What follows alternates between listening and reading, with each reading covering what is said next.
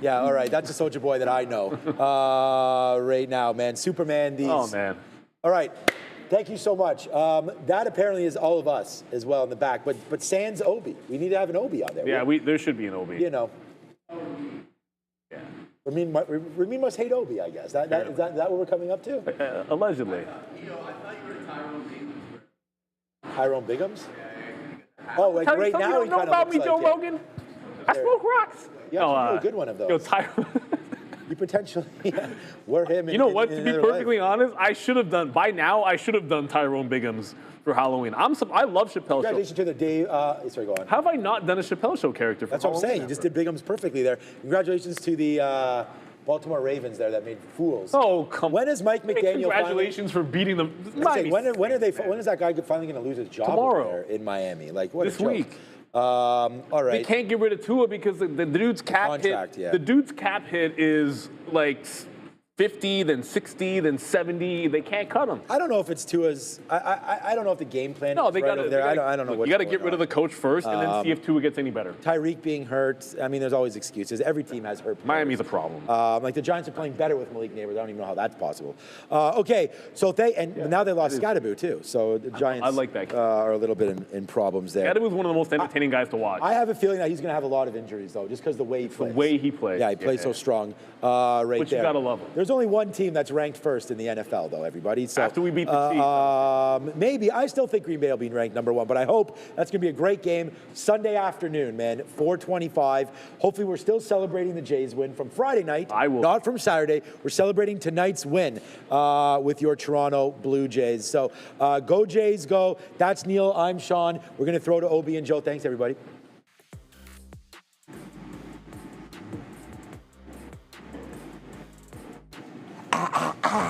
Yo. What's up, everyone? Welcome to the Midday Show. This is your boy Joe, the best beer league player of all time. Check the stat records. Next to me is my guy Obi and MZN. What's going on, guys? MZN. If you guys, I want you guys to take a guess as to what the costume is. Last minute costume, last minute costume. The full package, man. I couldn't find the Jedi hood. Okay. Are you possibly Amazon? Close. Might be Amazon, but here's the thing.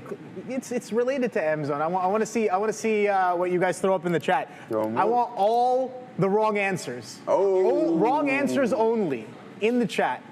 Right here. You know what this is, Obi? I bring the package. You know what I am the package. You know what that is? What is? Boyfriend material, man. Oh, boy. Oh, boy. Oh, my God. I'll never do that again. I promise. Yeah. I promise. Listen, guys, I usually number 16, but this year, number 10. I decided to take number 10. Yeah. So what's so special about number 10? Number 10, October. Okay. The 10th month of the year. Yes. So so that's what we rock there. The 10th also known as Uptober. Well, I wouldn't know anything about that there too, Obi. Yeah, these markets. There's no People question. called it Uptober in crypto, but I think they were looking in the wrong place. Yeah. So looking at I was definitely looking in the wrong place. Aside from that, guys, I hope everyone's having a fantastic day. Big smile. Don't start that stuff. Nobody knows what it means. How do you even know what it means? You're ancient, brother. Don't start that, all right? No, in all seriousness, guys, I hope everyone's had a fantastic day. We had some monster reports yesterday with the likes of Amazon, Apple, Coinbase, MicroStrategy, and a bunch of others reporting, and some good numbers coming across the board. Now, enough of that. Let's do some roll call, because I forgot to do that. Who is it? We got Brad, Glazier, Jordana, One Short, Andrew F, Tudor, Yummy, Thai Foods, Daniel, Yokachev, TC, Erie, X, Life's Interpretations, Rin, Grey Worm, shout out to Game of Thrones, Save Man, Woman Peace, Yummy Thai Foods once again, Pack Rick, Hunter Harvey, my guy Big Spile saying 6'7". No one knows what that means. Brooke, 78. Who do we got? Mimo, couple more. Mike P, the writer, and I don't know where the gang. Gore, there you are, my friend. Looking for you, brother. I hope everyone's had a fantastic morning. Obi, how was the start of the day for you? Not too bad here. I'm just getting into the position right here. Nice. But it wasn't too bad. Amazon. We're talking about Amazon. Talking about delivery. I was looking for deliveries. I came, I showed up, and Amazon did deliver. We gapped up nicely. We gapped up over about 10% on Amazon in the pre-market off of a beautiful earnings report. But guess what? Bit of an all-time high push. I was kind of saying this, Amazon's on its way to all-time highs. Amazon's on its way to all-time highs. Kind of been reiterating that for the past few months or so, just looking at that action build up and the laggardness of Amazon kind of catching up to the rest of its peers in the Mag 7, right? So this is a pretty intense move there. Nice consolidation sideways here since about January, since the beginning of the year. Amazon was at 240s, dropped all the way down to 160s, all the way in April. That bid came in, bringing us all the way back. I'm trying to check out those charts over here. Yeah, so check the charts no, out. these. Oh, hey, I want to say something. Yes, what's up, Sean? I just got a look at lunch. It is very good. Okay. It's looking good. Yeah, got the couscous, got the salad, got the chicken there. I'm going to take a picture of it and put it on Twitter for everybody. All right, see ya. Stick always on the ice, brother. Thank you Stick always on the ice, Miraculous. Stick always on the ice. No, gloves on, man. We don't tilly anymore, Katina, man. No more tilly. Gloves off? Boy. Gloves on? No, I don't fight anymore, man. You don't fight no more? No, I don't fight anymore. Yeah, those days are over. Yeah. I'm 33 now. Try not to fight these charts. Ooh, That's what I'm well, doing. it usually Try not to never. fight these charts. When you fight the charts, yeah, Drew. Well, because half of them are fake, my friend. My teeth are too nice. These are all fake. This is fake here. Like actually, yeah. These bottom three are fake. Oh, yeah. This one's fake there. Yeah. I was gonna say those teeth be shining a little too much. Yeah, like, how do you keep them so clean? Oh, brother, listen. I've learned from experience.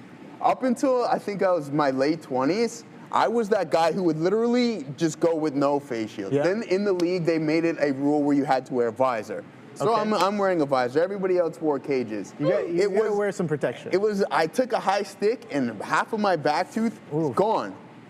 And I'm like, all right, that's the last time. That's the last tooth I'm losing to hockey, and I'm sick of going to the dentist. I'm sick of all that stuff. So yeah, these are implants, and that one's just like a cap. Damn. Okay. Yeah. Some battle scars. Battle scars for left, sure. right, and center. It's crazy, man. It's crazy. I remember the last fight, the last fist fight I got into. I can't even remember. It was over like 5-6 years ago for sure. Oh, over, something stupid. But we don't. 100%. I'm not lying. I wear a cage now. I told you I don't not wear a cage anymore. I took it off. Here's the old cage ski. We took it off. But yeah, I told you, I ain't losing my teeth anymore. Anyways, enough of these markets. Obi, you want to go over your go over trades here? Let's go over your some headphones some of the right trades here. in Amazon today. So I traded a little bit of Google. Google not so great because I did have the reversion. I had that 77 halves when it did come down a little bit. I wouldn't call it capitulation here at the 77 lows, but I was looking at this 280 as a bit of an interesting level. Prior day low as well. We know that this is Google earnings day 2 and coming in pretty nicely. Continuation with that selling off of the open. 285s all the way down to 277s. I was like, all right, cool. I'm looking for that reversion. The short was absolutely solid, but I'm looking for a potential reversion. Caught that low, but didn't really re-engage or stay with it for that reversion back into VWAP as of right now. So just kind of chilling on that one, waiting to see what it does with that 280. But this 250 was really interesting here on Amazon. Amazon coming in with that solid gap up all the way up to 253s, fresh all-time highs, prices we have not seen as of yet. And the market as well, coming in really strong in the off of its pre-market session, taking back a lot of yesterday's sell-off coming into this morning. I was like, okay, well, let's see if we do anything distinctly different. Google sold off. A lot of these earnings names kind of gapped up and sold off, and Amazon starting to do a little bit of that same thing. I was looking for that 250 to be a key over-under. It was a bit of an under, and it's staying under right now. So sellers off of the open, sellers at VWAP again in and around 10 o'clock. Nice. And it seems like sellers are stepping down a little bit lower here as well. We actually got 245s here, almost 245s on Amazon. So pretty solid moves. It was kind of chopping around, so I was just like, I don't really want to mess with this too much as of right now. But this was a move here on Amazon. in the morning session. Just took a quick scalp off of the opening ranges, but nothing too crazy, man. How about you? How was your morning? How's everything? I mean, we just turned things around, man. We were nicely red on the day, but then we just caught a big time breakout. So we're happy about that. Back to green. So we're happy. Yeah, I'm looking at Meta right now. Gorev, some nice prints off of the lows, and it's holding that 657 level. So that's looking pretty good. Hopefully you took that. Sizing, just be cautious. It's expensive. I'm not going to be trading it just due to it being $650, but I hope you obviously smash it. That goes without any question. Now, let's go over my trades of the day. All right, so we're starting with RGTI. Why are we looking at the quantum space? Well, you know, with yesterday's session, this sector was going oppo. It was significantly stronger than the overall market. So what do? We look for relative strength, and we want to head back to the names that are strong. Well, anyways, it was extremely choppy out of the gates. So I took a couple break evens, and I'm like, you know what? Regardless of what happens here, let's get out of this and focus on something else. What did that lead me to? All right, I'm thinking, wow, Amazon puts in a monster session, great numbers. Post-market on the earnings, great numbers. I'm like, all right, let's see if we can catch some of this here and get the continuation to the long. We're still positive 10.5%, so that's beautiful. But here it is. We take our first entry at the volume-weighted average price. It rejects. I take it at a better price, and then I noticed that we had a 249.50 seller who kept smashing aggressively. So I'm like, you know what? Let's take some profits off here and look for something else. Let it cool down, let it sell off, because if there's going to be no continuation in the uptrend, I don't want any part of that. So I'm like, patience. I then come to the decision, hey, I'm not seeing what I'm looking for. Let's go over to what we destroy the most. And that is going to be Bitcoin. All right? So, I mean, we were almost struck out at the plate. We go 0 for 1, we go 0 for 2, and then I'm like, you know what? I need to double my size compared to what I had on my previous entries, just in case this pitcher decides to throw a change up. I'm going to be prepared for it and get in at the lower end of the range. And sure enough, we did, and we held through this chop. I'm like, you know what? I have to Deontay Wilder, diamond hands this, and hold on to this position until it proves me wrong otherwise. And it held VWAP to a T, 62.35. There was a seller at 62.45, and I'm like, if this guy breaks, I like our chances. Why? Let me break it down to you here momentarily. We're gonna unlock this so we can get that rocking. We're starting to come in aggressively right now, but again, I was red. Now we're back to green off of this one trade. Okay, so we took 2 break evens on RGTI. We take 1 loss on Amazon. We go 1 for 2 there, 50%, and then now we're shooting a 33% accuracy on IBIT and vastly green. All right, I shouldn't say vastly, but we're green. But why did I decide to take this? Well, look at this volume print and correlated with some of these indecision candles. I'm like, as soon as I seen that print and the volume supporting it, I had to take that trade. So I get in, I double the size. Was there an additional ad opportunity? Absolutely. Did I? No, we're gonna note this down and make sure for next time that when we see that hold aggressively and then you have the volume step back in and you break with momentum, you have to add into those positions. So there it is, guys. Still sitting on a little bit of IBIT, but that breakout was absolutely phenomenal from 62.37 to the peak of around 63. That was my primary target, and I'm currently sitting on around 25% of my full position and my original position, Obi. Nice, good stuff there off of the open. I was also watching Apple, another one of the Mag 7 that had earnings off of after hours off of the open there, coming in with a strong sell. That pre-market high and low was very, very interesting. Kind of a sideways consolidation if you just look at it in the pre-market. Strong relative volume, of course. Earnings day one in the pre-market, you're doing about 3 times relative volume. So for a large cap, that's pretty decent. I would say. If a large cap in the Mag 7 is doing anywhere above like 1.4, 1.3 relative volume, it's definitely something significant, something might be going on, whether it's catalyst related or not. So that's always kind of perking my interest as well. But in the after hours, you can see the strength that comes in off of the report. We get a high just shy of 285 here, 284.99s. Pulling back pretty decently. The reversion was there in the after hours, and that reversion continued in the morning session, the opening session right there, retracing a decent chunk, over 50%, maybe even up to 60% roughly of that action, and then now just consolidating sideways. So sell off of the open. We were seeing this kind of over and over again in this market, where you have the strong run-ups on some of these large caps, and then just sell off of the open on their gap up. So no real gap up continuation, no kind of gap give and go, is gap and crap almost in a sense there. But yeah, some profit taking, right? Some of these names have been running for months.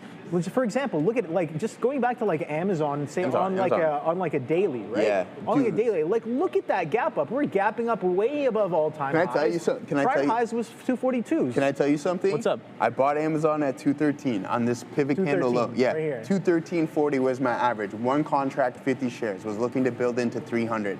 Yep. I sell it all at 222. Last night when I seen that gap up, my heart skipped multiple beats, and I'm like, you doorknob, Joseph. You had an amazing, like, extremely strong sector, AWS in vogue, and I'm like, you know what? No, let's get up Amazon and then go pedal to the floor on some IBIT contracts, which I'm happy today. I put in a solid rebound, and I had to write some, but again, it was a bad play and a drop ball. I fumbled that bag on my behalf, man. Sorry to interrupt you. I just thought I had to get that. Sometimes that happens all the time. Like there's so many times when you're in a good trade, the probability of you leaving a good chunk on the table is pretty high, right? Because you're like, well, I left $30. Yeah, that's even more. That's a lot. But it's just like, yeah, I mean, sometimes you just gotta hold on, man. But next trade, right? Next trade. We got a super chat here from Patrick Deval. Obi, oh boy, we missed you, bro. Miss you guys as well. Thank you for the super chat. I think we had another super chat here as well. Let me just go back to it. Yeah, there you go. Nicholas Pham. Almost sounds like Nicholas Flamel. Joe, Obi, we didn't agree on Elon and Trump customer? Question mark? I'm assuming that's meant to be costume. Oh, costume. Okay, yeah. Was there? Did I miss the memo? Was there supposed to be like Elon and Musk? Well, I mean, I don't know if we agreed on it. There was talks about it. Bezos sent me. I don't know if you guys can tell. Well, yeah. So Bezos sent me. I am the package. I'm going with Jeffrey. The question is, are you hitting add to cart? That's the question I asked. Are you hitting add to cart? Yeah. Can we get a poll in the chat saying add to cart or add to cart? Because I would like to know what you're doing. Obi to cart. Yes. Add to cart or return to sender. Return to sender or add to cart. Are you that would be funny. Shreve is not heroes, man. Here we go. So Control-Alt-Escape with a super chat. Thank you. Joey looking at some contracts for a swing. Okay. So this one's for you. Yeah. They're looking at Meta 665 December 5th. Don't think a time tax hit stops Meta. A one-time. A one-time tax hit stops Meta. Yeah. What do you think? Yeah, no, I totally agree, man. Let's pull up some Meta here and take a look at what's going on. I think it's a great buy. Who was? I know who it was. You had those. Oh, Travman, you had those Meta contracts yesterday. Love seeing that, my friend. So yeah, let's pull up some Meta here. We have it at the lows. Gorev a long off of these signals here. We love that. Algo won't pick that one up. I don't see anything that's going to pick up today. Maybe a couple, but I don't think so. But let's zoom out and take a look at this from a daily. I talked about waiting for things to cool down, Amazon with his dark wicks. Okay, so this is an absolute beautiful print, right? This is exactly what we want to see, especially within a strong name. You have this massive gap down, and then you have an isolated volume print and an indecision candle. This is really, really good. We like this. When you I don't know what this guy. That's hilarious. What? Adam James in the chat. Shout out, that's hilarious. Oh, so I was like, wrong answers only. Obi, when you order a trader from Timo, that's perfect. Amazon, that's perfect right there. Timu Trader right here. Boom. Hey, shots fired. Adam, man. Adam. That's all good. Give me more. I want more. He wants more, I want man. all the best answers in the wrong chat. Wrong answers only. Let's go. Are you adding OB to your cart? All right, anyways, aside from that, guys, back into what we're talking about, I think if you're patient a little bit here on Meta, you're going to get a good opportunity to get involved. There's also going to be a solid entry, I believe, at 681, which is going to be the breach of this gap. That's a trade in itself. I'm going to show you guys something that I planned for a significant period of time, and I never took advantage of it. And that's going to be this gap from February of 2022. Yes, I'm absolutely dating myself, but that is fine. For years, I had my one trading buddy, and I'm like, hey, I've been working on this thesis, and I've read it in multiple TA books, everything, especially within strong companies, the majority of the gaps get filled. And that's a strategy in itself. I plan on writing an algo for that. That's one of my secondary algos that I'm going to construct. From a daily perspective, it's going to take significantly more time, but also there's something else. But aside from what I'm mentioning, let's get back to this point. So you see this gap on Meta back in February of 2022, and it takes a while to breach it, right? You literally wait over a year at that point. But you go from 248 all the way to that hard gap fill of 362. That's a big time move. I will take that all day, every day. Now, who's to say any downside gap won't get filled again? Gap ups, different story. Gap downs, we like, especially within strong names. And now we're experiencing a relatively large gap down on Meta. So be patient, wait for those indecision prints to come in, and then I believe you're going to be able to catch a monster move on Meta, considering it is now off that previous all-time high OB. Yes, sir. Oh, one more thing. So everybody's talking about contracts. I think this is going to be really important to note. Let me pull it up here. Usually the IV isn't too bad. You want to buy those contracts, I forget who it Control-Alt-Escape. Give yourself more time. I understand that they're not cheap, right? Like you're paying $3,600 in options terms, 36 bucks for those at the money, $45 for those at the money.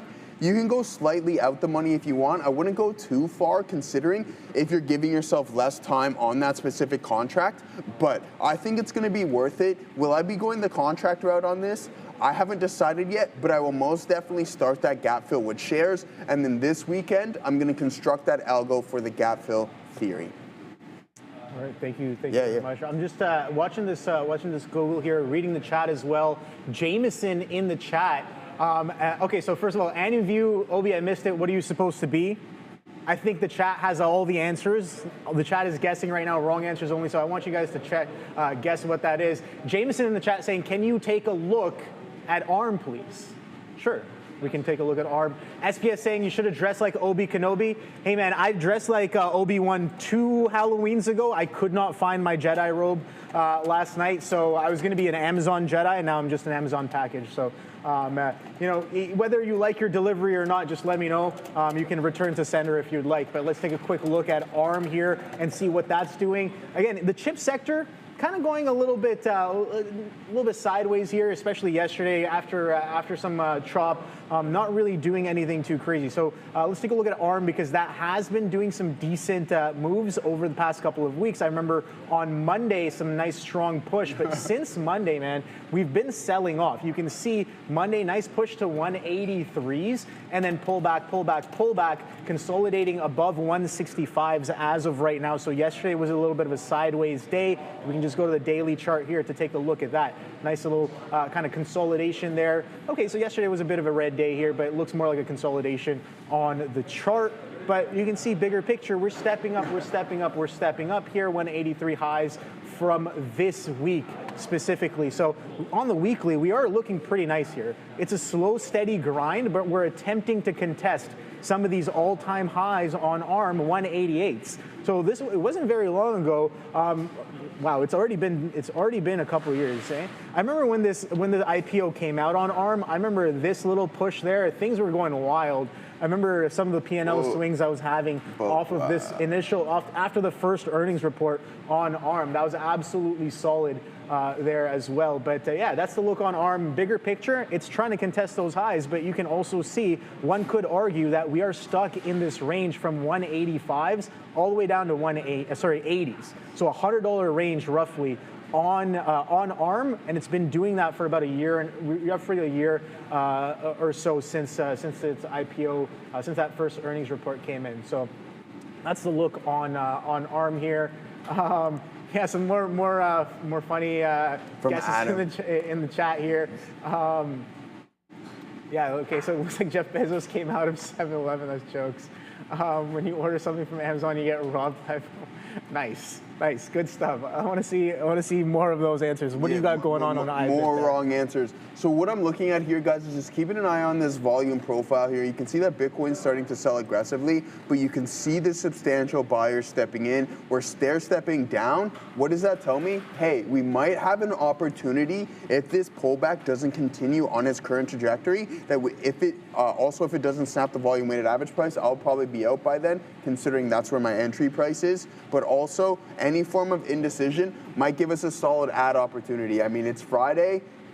Why not, right? So shout out to why not. And I mean, we were patient enough. We were sitting in that consolidation for an extended period of time, and fortunate enough to catch that big time breakout with volume supporting. We like that. So closes as a hammer, closes like this. See buyers stepping right back in here. That's a little vote of confidence. We like that. We're gonna add to this for that high of the break. 63 was amazing. So shout out to those calls. I have again strike price 65, 6 of those bad boys, and then also I'm short 69. Calls, 6 of those bad boys as well. All right, now let's go over some of those super chats. Adam James. Oh my days, this guy's the ultimate troll.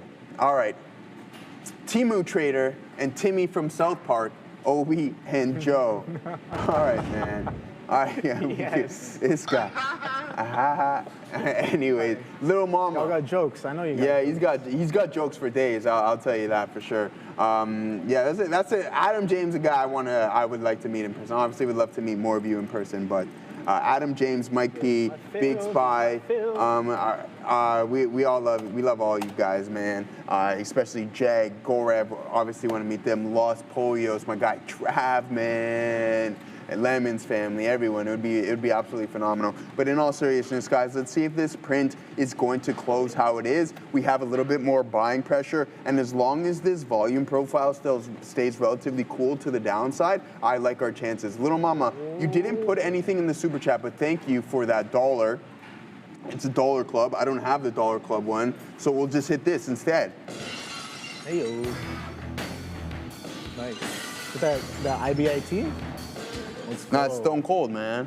No, I said dollar on IBIT. Oh, no. I'm just saying they donated $1, and I don't have the money. I have the money, but I don't have the dollar club one. So we just hit something equally as cool, and that's going to be the Stone Cold Steve Austin. No, but yeah, guys. So this is it. We're basing out here 62.60s. I think there's going to be an additional liquidity grab as the market is starting to come in slightly aggressive. Amazon is bouncing off those lows, so not too bad of a look right there. 245.63, now heading back towards the volume-weighted average price. What we want to see is the buyer step right back in aggressively here on IBIT, and then we'll look for that Meta coming in as well too, guys. So just be cautious. There was some solid prints across the board. They weren't isolated or anything along those lines. So that's why I was a little bit cautious on what was going on. These prints here, you can see that there's a lot of candles overlapping, and the exact same thing with the SPY. But sure enough, you get a little bounce off of those levels, and now you're starting to come back in. So just be cautious and wary of that, all right? So yeah, NVDA potential bounce as well too on at this 205 level, roughly 204.75. Watch for buying pressure to step in once again, and that's it. Papacito. $6 or 6 shekels there. 1 trade, 2 trade, 3 trade profit. We like that. Don't ever. I'm not gonna try to do anything. I should stop myself while I'm ahead. All right. So 1 trade, 2 trade, 3 trade profit. I'm glad that we're in the same boat there, Papacito.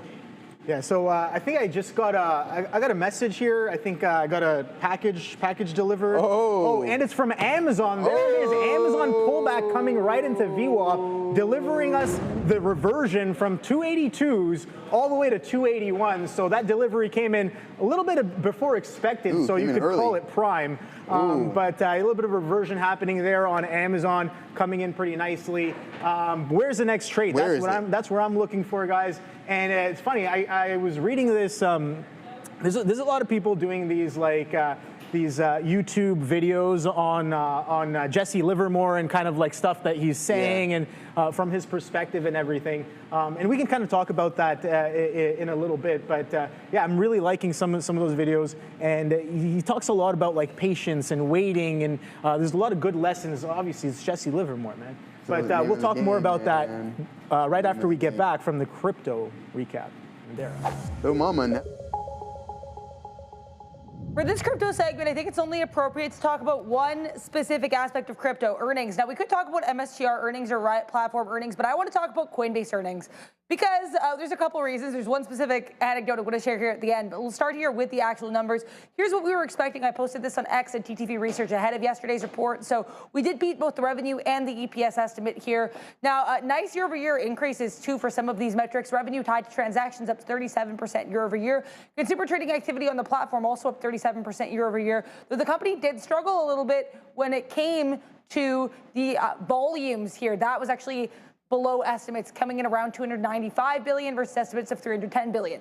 Now, here's the real thing I want to bring up from this report, and I do have to shout out Wall Street Engine on X for pointing this out. So apparently, during the call for the earnings with Brian Armstrong, pictured here, CEO of Coinbase, he apparently paused mid-call to check prediction markets and then specifically looked at what everybody said he was going to say and then said every single thing. So Brian Armstrong actually kind of helping out people in the prediction markets during that Coinbase earnings call. Interesting anecdote there. Let's go look here at this daily chart for BTC. Bitcoin, as you can see, forming a little bit of a base here around that 106,000 level. We have not retested that area just below 104,000 since 2 Fridays ago. So interesting look, pretty rangy here for BTC, but some of these individual names that reported earnings like Coinbase, MSTR, and Riot Platforms, perhaps providing some opportunities. Back to you.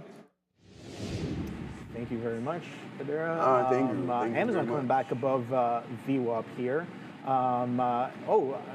You know what? I made a mistake. I thought it was Amazon that I was shorting earlier. It was Google. Doesn't matter. It's just a chart. I'm just trying to trade the charts. And that was another thing that, going back to the whole Jesse Livermore thing, he even talks about, like, it doesn't matter. You can take away the time frame. It really doesn't matter. Yeah. Right? It's the chart that you're trading at the end of the day. It's the volume that you're trading at the end of the day. You can take away this price. You can take away even the time here at the bottom, right? At the end of the day, it's the chart and the price action that really kind of dictates a lot of things there. Everything. Here comes Amazon a little bit. Sorry, not Amazon. Google coming in. 280 right here. Amazon came all the way to VWAP 249s. I'm waiting for that 250 because off of the open, the only bounce that we got a bounce from 247s. The only bounce that we got up to 250 flat. And then we pulled back into 247s. I was like, this should go. I like the short. I was in the short risking that 250, but when that bid comes in at 247s, distinctly different, I just punch out of everything. I'm just like, all right, well, this does not look any like it's going to follow through. This does not look any good. And it did come back up into 250, but lo and behold, 250, still supply, still sellers, and those sellers stepping it down even harder. So that was the trade there, 250 all the way down to 245s, and then now we're stepping right back up. VWAP was where sellers were before, 250s were where sellers were before. I'm questioning, are we done all the selling that we're going to do for the day? The futures kind of bounced back up, 50% retracement. Actually, is at the open almost, well, over 50% retracement easily if you're looking at the opening prices. But if you're looking at this downtrend from, I guess, 26,060s from the pre-market session here, we retraced about 50%, and we're taking a little bit of a breather here on the Nasdaq. Same with the ES as well. So I liked the Google short even more because of that. Because I'm like, all right, 50% retracement. Do we see the dominant participant or the party step back in, or have things changed? and it seems like dominant is stepping back in with that little bit of selling coming in here on the market. 280 is going to be interesting. 250 is going to be interesting. That's what I'm waiting for. That's what I'm watching for. But yeah, middle of the day, it's 11:35. Let me know what you guys are trading. I'm more than willing to take a look at some of those names as well. In terms of a morning watch list, guys, I didn't have too much on the docket. I had some Amazon, of course. Amazon was my top idea. And then I had some Apple earnings, of course. And then XOM. XOM was another name, which I didn't really take a look at after the open. So let's take a quick look at that one and see what that one's been up to. Yeah, straight up chop. I did not want to get lost in the sauce here in this chop as it just consolidates and churns underneath 115 here on XOM.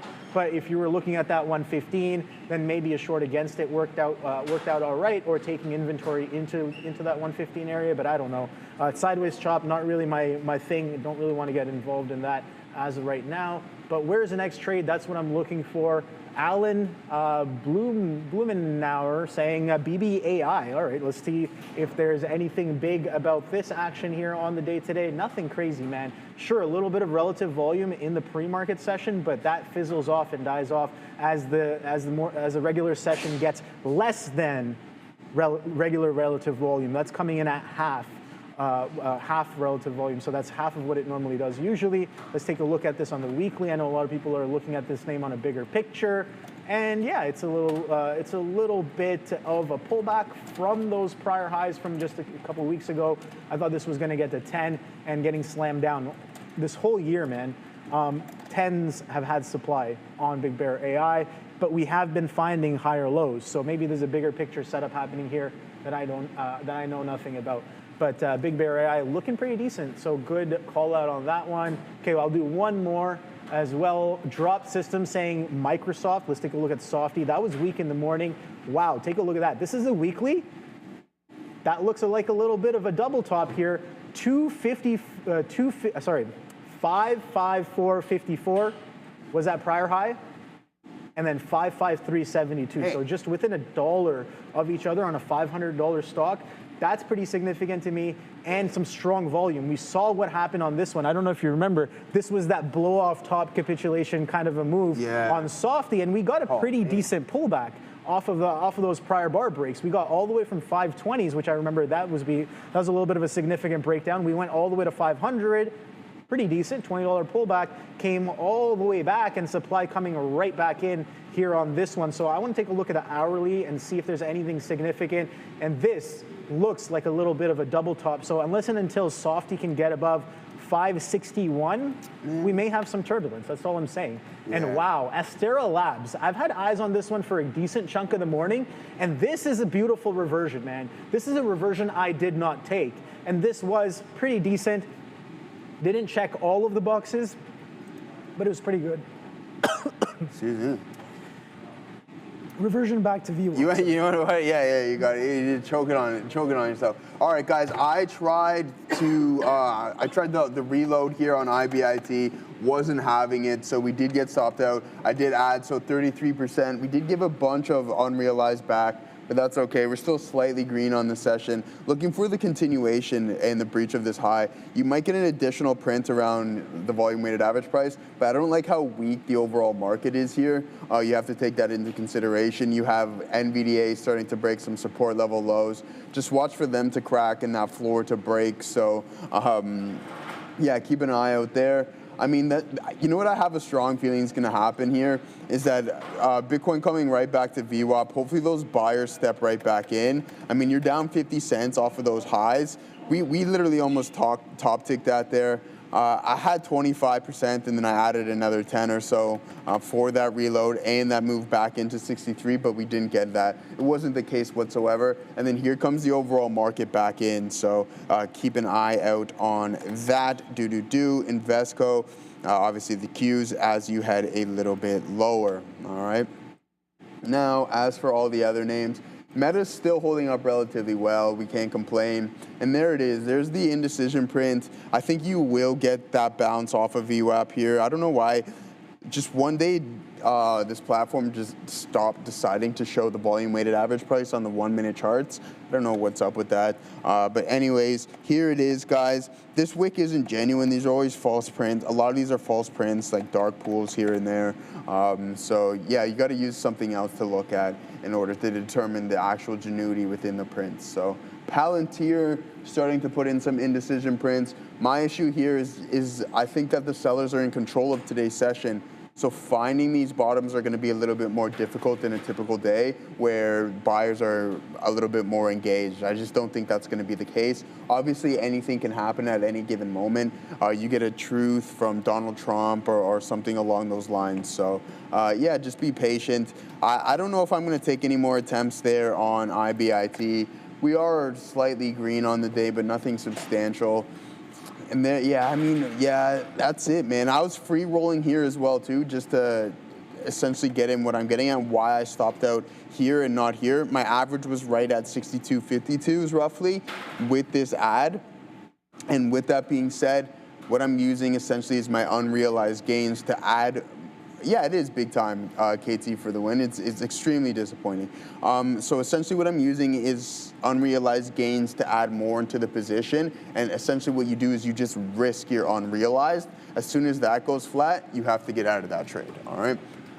So yeah, that's just a free rolled method that I typically used to run significantly back in the day. And I do from time to time. It's good, especially with strong names. And we know that Bitcoin isn't that strong right now, considering we had that pop up into 63. It's going to be an inside day of yesterday's session. IBIT's up 3.5%, which you can't really complain about. Like the more that Meta holds up here at 657s, I like it, but it's just too expensive for my liking. What is the 2x on that, Obi? Is it METU? Yeah, okay, so 33 bucks. That's a good play. I really like this. Do we have access to this? Let's take a look. And the liquidity is there. It's typically not. No, I don't want the hourly. I want the 1 minute. So yeah, there is a little bit. You can see the gaps within that price action.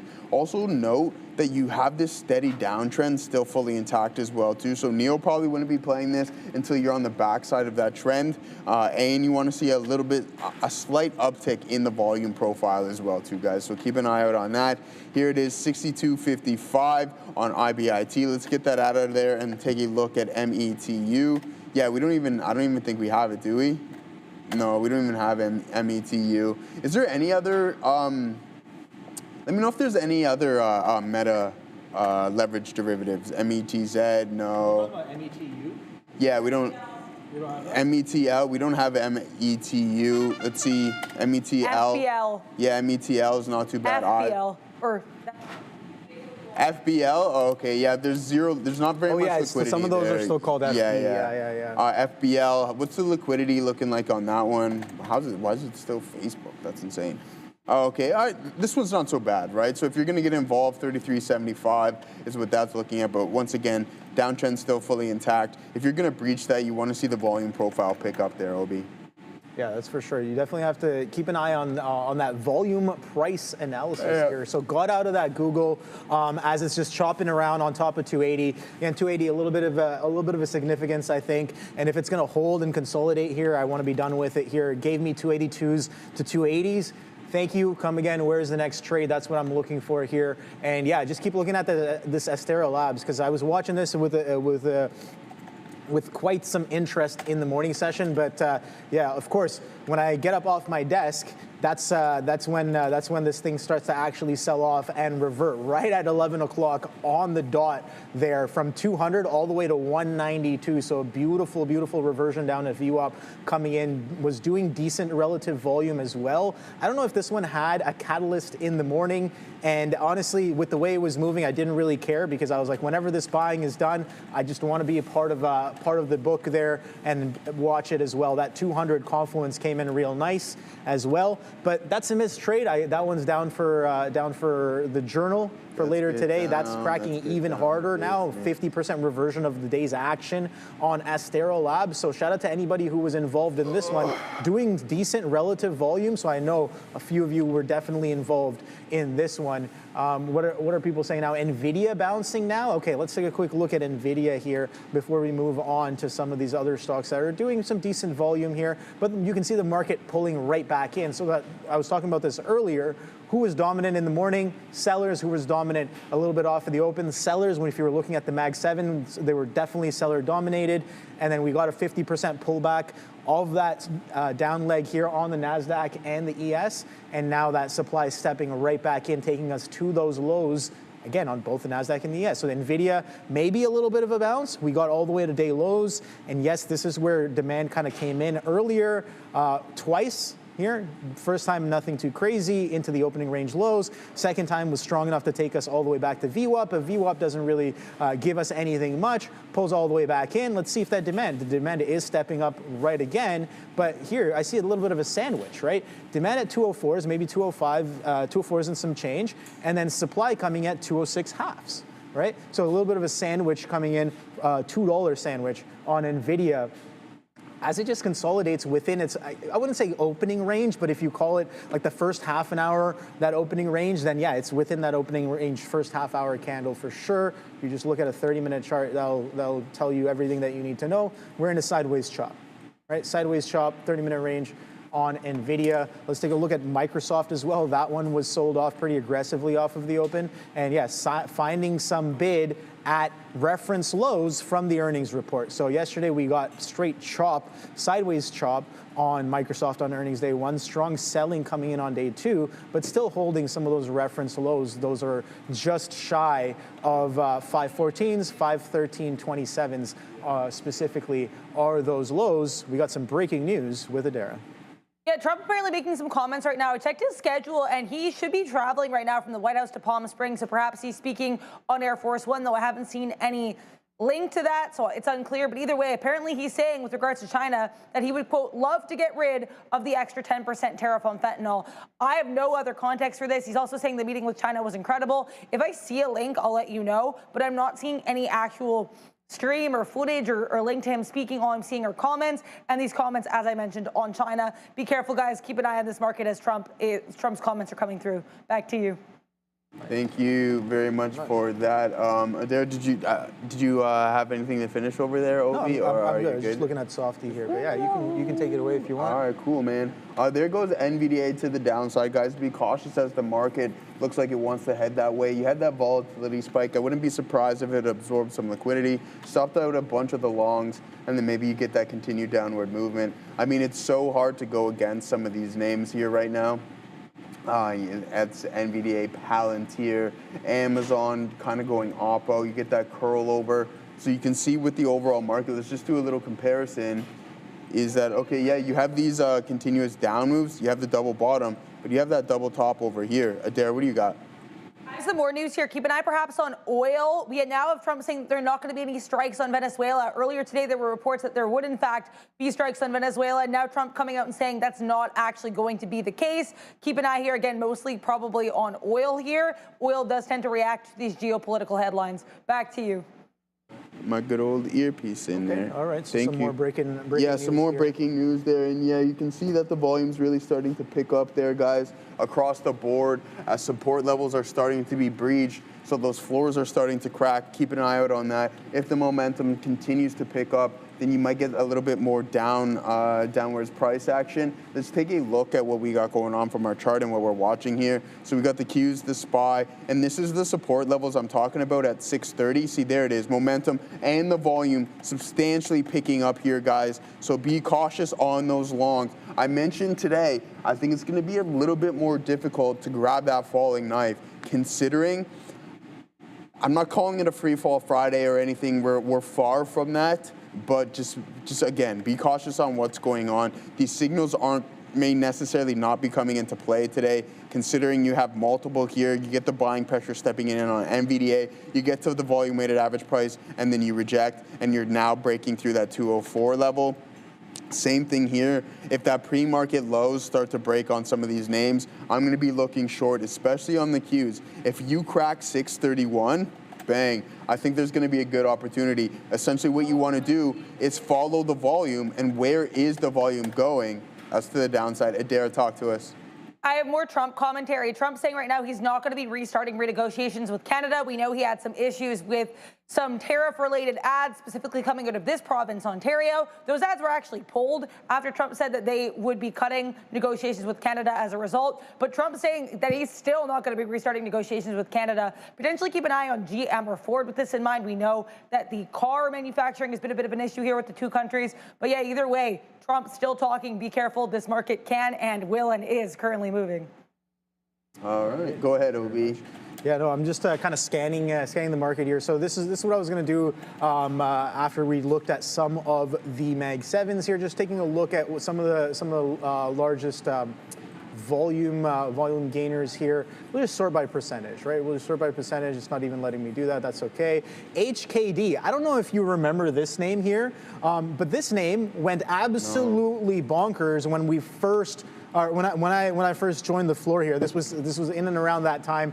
It was over $1,000 overnight, and I was like, yeah, what a squeeze on that. And yeah, coming in once again on HKD today, some strong relative volume in the pre-market. You know, this thing is pretty much dead most of the days. It hasn't seen this kind of volume in a pretty long time, and today we're getting a little bit of that umph to the upside. $2 in the pre-market session. I have a low of 165 maybe from yesterday that came in. Yeah, 167 from yesterday, and then you can see the high of day today, 547. So definitely something happening on HKD here on the day. Beautiful reversion as well when that buying kind of steps off. So lots of opportunity. Let me know in the chat if you guys were involved in HKD at all. And the MSAI, multi-sensor AI, okay, these guys have an AI in their name. That's definitely going to give you maybe a couple points of relative volume as well when volume does come in. So a nice grind up on this one. Don't know what's happening here either. Wow, GETY. I think these guys actually I actually remember the news on these guys this morning. They have a deal with Perplexity. And if I'm not mistaken, that was the catalyst. And then look at that, nice reversion as well. If you go back and look at this name, you can see that more often than not, this is a behavior that this name exhibits quite repeatedly. So you can see here, let's just go up to a weekly. You can see top wicks. Look at those. Boom, boom, boom. Every time, these are weekly charts, so there's probably only 1 or 2 days at most that this thing is spiking on the week, and then the week closes with that bid kind of getting slammed into. We're going to see more of the same happening this week, as today's the last day of the week, and we get slammed for all of the action that we had. It went to $5 in the pre-market session. You can see that. Those were some prior highs. So a lot of these stocks very much in play, but they give you the move in the pre-market session. By the time the open session comes in, sure, it's still very much in play, but you're getting everybody that's trying to chase the move, and it might be a better backside play than anything else. We'll be right back from Adara. Yeah, keep an eye here on this market still. Trump now saying that the deal with China is going to be, quote, long-lasting. And again, I want to mention here, oil apparently on the move a bit here as Trump says there are not going to be any strikes on Venezuela. That does indeed contradict some reports we heard earlier today suggesting that there would be Venezuela strikes. Back to you. All right, good stuff there, Adara, as always. Thank you very much. Yeah, Canadian GDP, man. I mean, yeah, it's tough. Trust me, we have extremely high. Actually, let's pull that up right now. Extremely high unemployment. We'll have a little fun with this. You can poke fun at us all you would like. At the end of the day, you got to take into consideration. You can make fun of it all you want, but it's people's jobs at stake. So don't make too much light of it, guys. It's not easy for some people. The struggle isn't easy, that's for sure. And what do you get from it? Like, at the end of the day, does it make you a little bit better to understand that people are struggling? Like, come on, show a little heart. Have a little decency and show some human affection. All right, news flow, portfolio option, macro maps. We're gonna have a little fun with it, anyways. GDP. This thing is, oh my days, this is not good. 10 years, so super charts. No, let's go unemployment rate. We're gonna have a little bit more fun with this here. We're gonna head over to Canada, see if we can get this to pop up. Why isn't it coming up? Show me. No. All right. Anyways, well that was a little lackluster. Anyways, we're at like 7.1% now, probably 7.1% there. GDP. What are we at? 2.4 trillion. Not too good of a look. So if you're in Canada, hater, you may leave. Thanks. Yeah, exactly. Anytime, man. Feel free. If you don't like it, then you're more than welcome to pack up your stuff and leave. So yeah, just remember, guys. People don't hold the bag. Yeah, if you don't like it, if you don't like a position that you're in, there's plenty of other countries where you can go and live and for significantly cheaper. But you may not have the same opportunities. Just remember. Yeah, I mean, I know a lot of traders. They move to Bali, right? Bali, where your dollar is actually worth something. Thailand. What was that? You can go there. What was that? Got a little bit of Sean there. What was that? I don't know what that was. Do it again. I didn't see it. I missed. A little bit of a flash on the screen. We're just tripping. Ramin's saying we're just Ramin's on one today. She's ready to go, man. Yeah. She's locked and loaded. So watch out for Ramin. No, but in all seriousness, guys, again, here it goes. There's that 631 break potentially here on the overall market. Obi, once that support snaps, watch out. That volume is most definitely supporting it. And same thing, Palantir tanking. I was like, do we take a long on that? No, and then sure enough. So I think right now it's just look for the continuation strength. The 204 on NVDA broke as well too. So there that goes. In the meantime, let's take a look at the top performing sectors here on the session and see what we got going on, where the relative strength is, if there is any. Consumer discretionary, not doing too bad. Obviously being led by the likes of Amazon here. Comm services up almost 3%. Communications 0.5%. Energy sector a third there. Consumer staples a quarter. Materials same thing. Double that, almost a little bit less. 0.43, and then utilities down 0.6, closer to 6.5. So yeah, there it is on the top performing. Nothing after the bell, guys. It is Friday, unless you're trying to hide your horrible earnings report. That's the only time where I've seen companies report on Fridays. Now, are we bottom picking? I don't know, Obi, let's see. We are slightly extended from the volume weighted average price, and I have the confidence within this market that you can get a bounce at any given moment. It only takes a couple of truths, and then sure enough, you're rocking and rolling. But see, here it is. That's why I'm not long FBL just yet. Downtrend still fully intact, breaking through some support levels. Watch out for that. Then let's go through our scanner as well too. We can take a look at some options activity momentarily. I'm not in anything. I'm just looking for something right now. That's what I got going on. As for our volume, Amazon with 103 million shares traded on the session. That's pretty good there. Big time gap up. And I mean, you got to take into consideration from this previous pivot high. Let's get come on, you can do it. You can do it. Come on, no, stop embarrassing me, Obi. What's up? All right, I'm trying to get the percentage metric on it, but it doesn't want to cooperate, so that's okay. I mean, you're not too far, right? So there it is. Bang, bang, 5%, right? So, I mean, I think this is 5% off the highs. Yeah, off this previous pivot high, off right? all-time highs. Off the previous all-time high there. Yeah. I think that if you come back and retest anywhere in the 240s, I'm a buyer of this name 100%. We'll go through NVDA with 70.9 million shares traded on the session, market cap just under 5 trillion. TSL, QuantumScape, what has that been up to? Batteries. Ooh. See, there it goes, going up. Oh, there. That's a nice signal right there, Obi, for a move.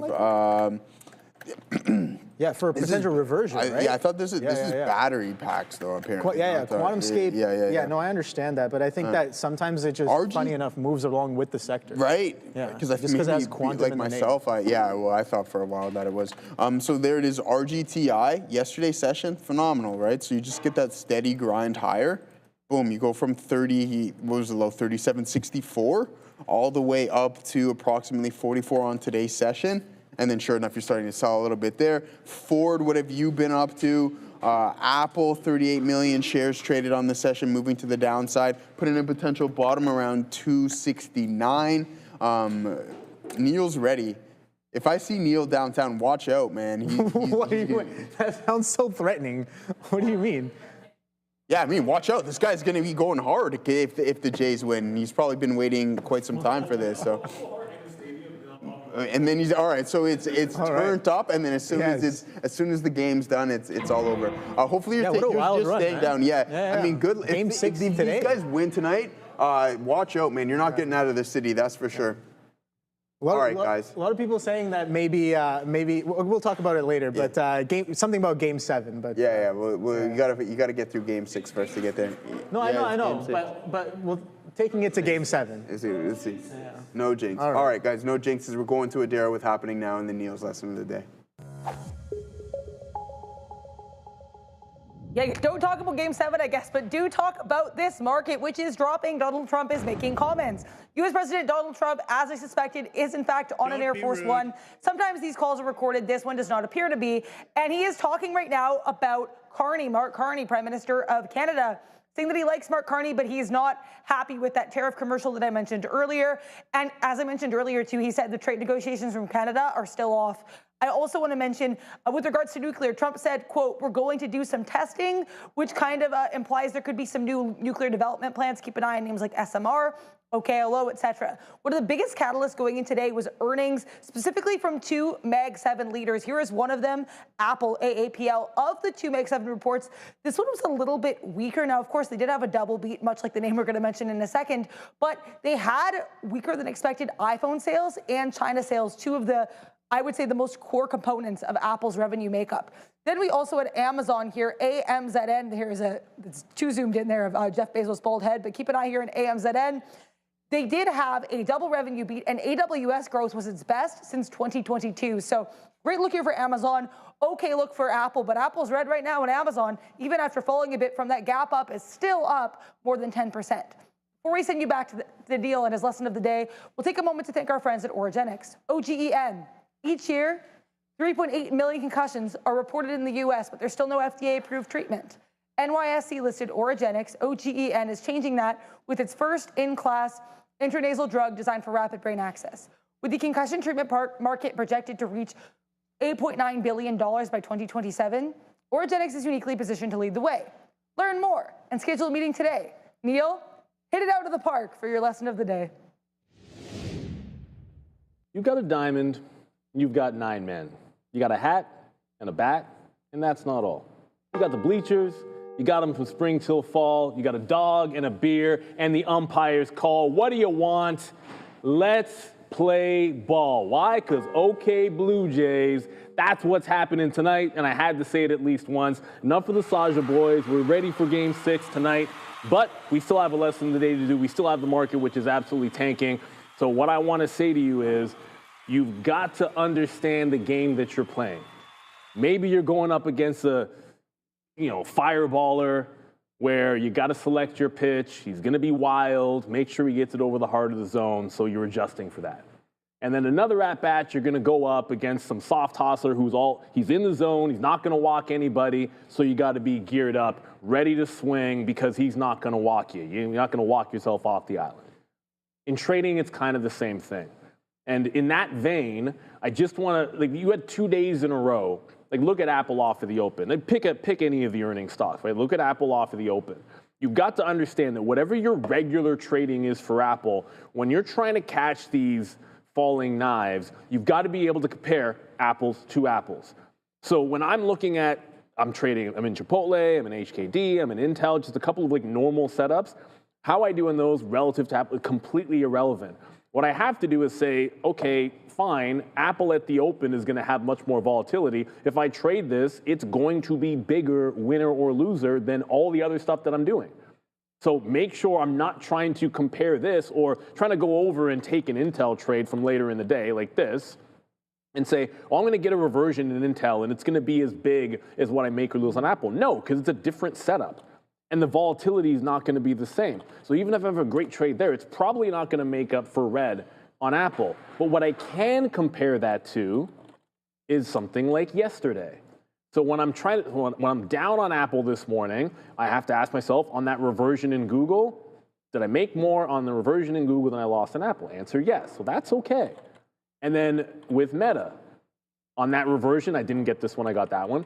On that reversion on Meta, the smaller one, Did I make more than I lost on Apple, which is my worst loss today? Answer, yes. That's how you have to grade it. I can't say compared to the stuff that I was doing today, which is not going to be as volatile. On a Friday in post earnings, when you get these crazy drops in, if you happen to catch the bottom, you understand it's going to be your biggest trade. And it's going to pale in comparison to what you were able to do in the rest of the day. Like yesterday, I knew there was nothing else I was going to trade that could put a dent in the morning based on some of those rallies you get. It's just going to be unique. And when you're evaluating your day, you have to keep that in mind. But more importantly, as you're trading through lunchtime, throughout the rest of the day, you can't be sitting there. Like I can't, like for myself, I can't be forcing, like I'm in Chipotle off of VWAP. I'm not going to all of a sudden change my strategy or sizing so that Chipotle moving 1% from here to the bottom will suddenly make me, make up for the Apple trade this morning, because it's just a different opportunity when you're trading at the open. So yeah, if I had happened to grab Chipotle somehow magically off the top, which I wouldn't have done for no reason, then maybe that makes up for the Apple trade because you have that expanded volatility and that expanded opportunity. So make sure you're comparing apples to apples. That way, you're not going to sit there revenge trading, trying to make back a loss on something where there isn't the opportunity on that volatility. You won't be trying to turn B setups into A setups or that kind of a thing. Know the environment you're in, be able to switch those gears, and be happy with what you can get. When those 8:30 or when those 9:30 trades reversions work, they can make a day or a week. But if you don't have anything like that for the rest of the day, you can't force the action on it. Then the next opportunity for that might be Monday morning on a 9:30 trade, or Tuesday morning on a breakout, or something along those lines. And that's how you get consistent, by understanding each trade is in its own environment or own style, and you've got to grade them against each other. So hopefully that lesson of the day helps. I know sometimes it helps me to remind myself, hey, don't FOMO or don't YOLO into something in the middle of the day that's a B setup just because an A setup lost this morning. That's not how it works. You got to stay who you are. You can't just turn into a home run hitter if you're Ichiro, and vice versa. And you can't go chasing balls out of the zone when you're facing Yamamoto tonight, because that dude is going to live in the strike zone. He doesn't walk people. You got to be ready to hit, because he's going to be in that zone. So make sure you're sticking to your plan of action. And you know what I'm going to say. Let's go Blue Jays. Peace. That's it. Oh, thank you very much, Neil. We love it, Neil. Some great points there, man. Yeah, stock selection, staying in your lane, knowing what you're good at, and waiting patiently for that moment. And I think one definitely hits home for me is not taking a C or a B and trying to force it into an A. That's something that I find myself doing every now and then. And it's not the way to do it for sure. And that's a great reminder of that. Thank you very much, Neil, for solid lesson of the day. It's always tough, man. Sometimes you get so convicted of an idea, and you're just like, oh, this is going for me, yep. And then you try to force into it with like A+ or A sizing, when the trade really is probably like a C+ or a B at most, right? And if you're sizing effectively and appropriately, the difference between C sizing and A sizing is exponential. Right? If for example, if you're taking 10 shares for a C trade, you better be looking at taking at least a 100 to maybe even 400 or 500 on the A+ trades, right? In that level of scaling. So yeah, it can get very aggressive if you turn a C into an A when it really isn't. And those are the days where things can get a little troublesome. We'll be right back from Madeira. Keep an eye on the market. In addition to comments from Donald Trump, which I can't tell if he's still talking, but I haven't seen anything in a couple of minutes. I do want to let you guys know we have a couple other things to be aware of. One, Scott Bessent, interview with Financial Times. Cannot tell if this is recorded or live or written and published, but either way, seeing some comments here specifically with China. He's saying China made a, quote, real mistake when it came to their rare earths decision. And now we have Fed's Bostic and Hammack, and I want to tell you guys, both of them are being very hawkish. In fact, both indicated they were not even 100% on board for a rate cut at this meeting. Fed's Bostic said that he supported a cut because he still thinks that they're in restrictive territory, but he said that he basically eventually got to the point where he agreed with the cut. You get the idea that he certainly wasn't interested in it right away. And then Fed's Hammack saying that she would have preferred to hold rates steady this week. So we know we did have one dissenting vote in favor of holding rates. That was from Fed Schmid. But now two Feds that didn't dissent are expressing interest that, hey, maybe they could have, or at least they very much considered it. Back to you. Okay, thank you very much. I think you have to. Boom, thank you. All right. So there's a lot of prints across the board that we would typically like. But considering that the market is moving downward aggressively, I think that a lot of them are going to get blown past. So you have to take that into consideration.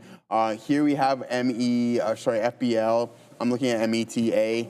That's a print that I want to get involved with. And there it goes, a nice pop here, guys. So we'll be patient. Maybe we'll get an additional pullback. But when you gap up like that after a strong print, it's hard to, and I'm not going to chase it all the way up here. Why? Because we have to start defining our risk as well, too. So 33.53 is where we're currently trading at, and I have to give it 30 cents to those lows. Well, if I'm going to hit it 2 to 1, I need 60 cents essentially, right? So 50, got to go to 34.10s. That's a substantial move, and that's going to hand us, excuse me, right towards the volume-weighted average price. So I don't know if we're going to get that with the market moving a little bit lower. Now, as for the Qs, there it is. I would have liked to take a long, but as I mentioned earlier, once this floor snapped at 631, watch out for some more downward price action, and you're a couple points lower than that. That's extremely important to note. NVDA holding up relatively well. Let's head back towards our scanner. We're going to go over to Adara here momentarily. All right, let's send it over. Yeah, we have a lot more hawkishness coming from both Bostic and Hammack, who are speaking simultaneously, starting pretty promptly, it seems like at 12 p.m. Fed's Bostic saying that he liked Fed Chair Powell's fog analogy that he made during the press conference, saying that it makes sense to go more slower if you're a bit uncertain as to where things are going to go with regards to policy and rates and inflation. And then we also have Fed's Hammack saying that they actually need to maintain some restriction to bring down inflation, saying that the Fed's policy is barely restrictive, if at all. So again, things are getting really hawkish over here with regards to these Fed comments, guys. Back to you. Yeah, no problem.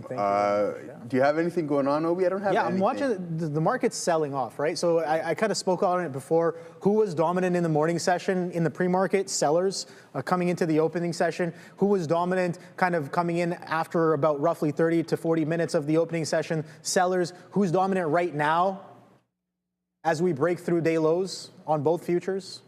Sellers. There you go. So I think it's very, very obvious what's kind of happening here going into the end of the week. Maybe we get that reversion at the end of the day where buyers actually step in. But guess what? We're seller dominant. Look at Google. Google can't get past that 180 with any sort of distinction. Maybe we chop around, but VWAP can't get through. VWAP sellers there off of the open. VWAP sellers there once again in the midday session. Same thing with Amazon. VWAP sellers in the morning. 250 can't really break through. 250 was a little bit of a pivot point for me for what's the word I'm looking for? Inflection. Right? Above or below. If it's below 250 and it's showing me the right stuff, I want to look short. If it's above 250 and it's showing me the right stuff, I want to look long. And I saw sellers coming in off the 250, so I was like, all right, let's take a look short. And that idea has been working pretty well if you stayed involved every time sellers showed up. I think last time I was here, Sean was like, oh, we're not going to talk about Obi's edge. But I was just like, yeah, sometimes I just like to keep it simple. Like, what is the edge other than you want to sell with sellers and buy with buyers? It's very rare where, okay, sometimes when you're doing mean reversion, maybe you're selling to some buyers. That's okay. I mean, in a certain type of scenario. But overall, if you're trying to be on that right side of the move, you have to be with the participants that are coming in. So a great example right here. I like the buying that came in off of the strong selling on Google. I got involved with the first distinctly different buying that I saw. Didn't really hold it to fruition, gave it to 279s from 277s, but it went to 282s. And then I was like, okay, where's the next trade? And okay, this is what I was going to say. Going back to what Jesse Livermore kind of speaks of, he says that if you watch a chart and you know your price action, that one chart is going to give you lots of opportunity. right? And that you just have to sit there and be patient. You got to be able to sit on your hands, and especially if it's in play, like a stock like Google, like Amazon, we're in earnings seasons. Google earnings day 2, Amazon earnings day 1, and does that make the futures in play as well? I think, to me, it does. Absolutely. Right? And it's just like, if you stick with a stock, a lot of people ask, oh, Obi, why are you only trading 1 or 2 stocks? I don't need to go anywhere else. Yep. There's no reason. Sure, maybe a setup sets up even better somewhere else, then if it catches my attention, I'll take it. For example, what was it yesterday? I think I ended up doing something stupid on it later, but that initial reaction on Moderna yesterday, it was running up. It was running up pretty crazy on some sort of a catalyst. The whole sector was running. It was brought to my attention, and those are the kind of the trades that I talk about when I say, well, you got to wait for things to fall into your lap. And the best trade on Moderna I had yesterday was a quick reversion, even though it was an all-day runner. I did kind of fight the trend going into the end of the day. That was a mistake on my part. But this just micro pullback in the bigger scheme of things, I saw this initial move, and I was like, all right, where does this stop? It kind of comes in. Sellers step in. It was only buyers, so I sell with the sellers at 26.80s and take it right into VWAP. Right here on 26 is a quick little scalp. Sure, it only gives you like 50, 60 pennies, but is in my opinion, very high probability scalp back down into VWAP, but then it kind of grinds up for the rest of the day. So it did give you multiple opportunities, even on the short, even on the long, and at the end of the day, the short did come in, but the long was definitely a very, very solid trade. Same thing with, I guess, what was this morning I guess Amazon was pretty choppy. Apple was the one that had the earnings report overnight, and off of the open, look at the clean selling that does come in. So if you're already sitting with a little bit of a short bias, you're looking for sellers, right? Or you're looking for the lack of buyers, or you're looking for buyers to fail to follow through, one or the other. You're looking for something that's going to push you into that trade if you already are coming in with a short bias.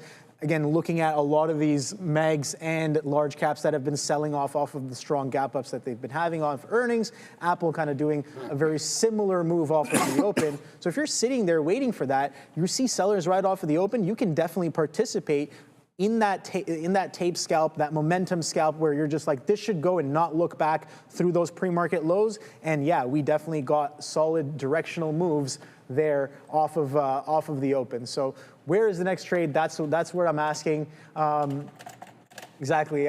Control Escape is always, where's the next trade with Obi? Never how is the next trade. But here's the thing, man. I was sitting here. Yeah, I took the Google. The Google. How was the Google? Google was pretty nice. That's still working out pretty well. I'm waiting for the next one. And VWAP was the place to be, man. After you've already identified that sellers are in charge on the day, maybe the ideal thing to do is wait, be patient, sit on your hands, and wait for sellers to step in. I'm here with you guys, man. I'm learning along the way. I'm catching this seat time alongside you guys at the same pace, right? So that's why I keep asking, where's the next trade? I don't want to chase into trades that have already happened. If I'm looking for a sell and I'm like, okay, the market is selling off, I need to be short, that's already too late. We already broke opening range lows. We already broke a lot of these levels. Maybe we're looking for a breakdown here on Amazon through 245 finally, or maybe 277s finally on Google. Right? But I don't want to chase in the middle of a move. What do you got going on? We're going to try, man. Obi, I talked about it.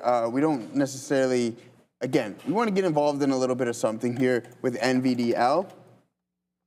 Possible bottom on NVDA, Obi. But if the market continues to bleed, it's just like one attempt, a couple attempts at this, and if it doesn't work out, don't try to beat a dead horse or essentially milk a stone, as I like to say, because it is pretty aggressive. So once this floor snaps, I only have to risk approximately, 50 cents or so to know where I'm wrong. So let's see if this is going to hold up. The downtrend is still fully intact, so I'm looking for it to snap. But yes, Assassino, give me one moment. Maybe we'll send it over to Adara. What do you got for us? Yeah, we have more commentary coming from Fed's Bostic in particular, saying that some of the labor market changes are cyclical, but slower doesn't always mean the same as weak. So again, both Bostic and Hammack really trying to make it clear that they don't think that rates need to be cut aggressively right now. I mean, Fed's Hammack's comments even suggested that she's not even 100% comfortable with the fact that they cut back in September. She said the only reason they did it was because there was a drop in payrolls. So this is pretty significant here, guys. I think this is a pretty interesting look. And Fed's Hammack saying still time until December meeting.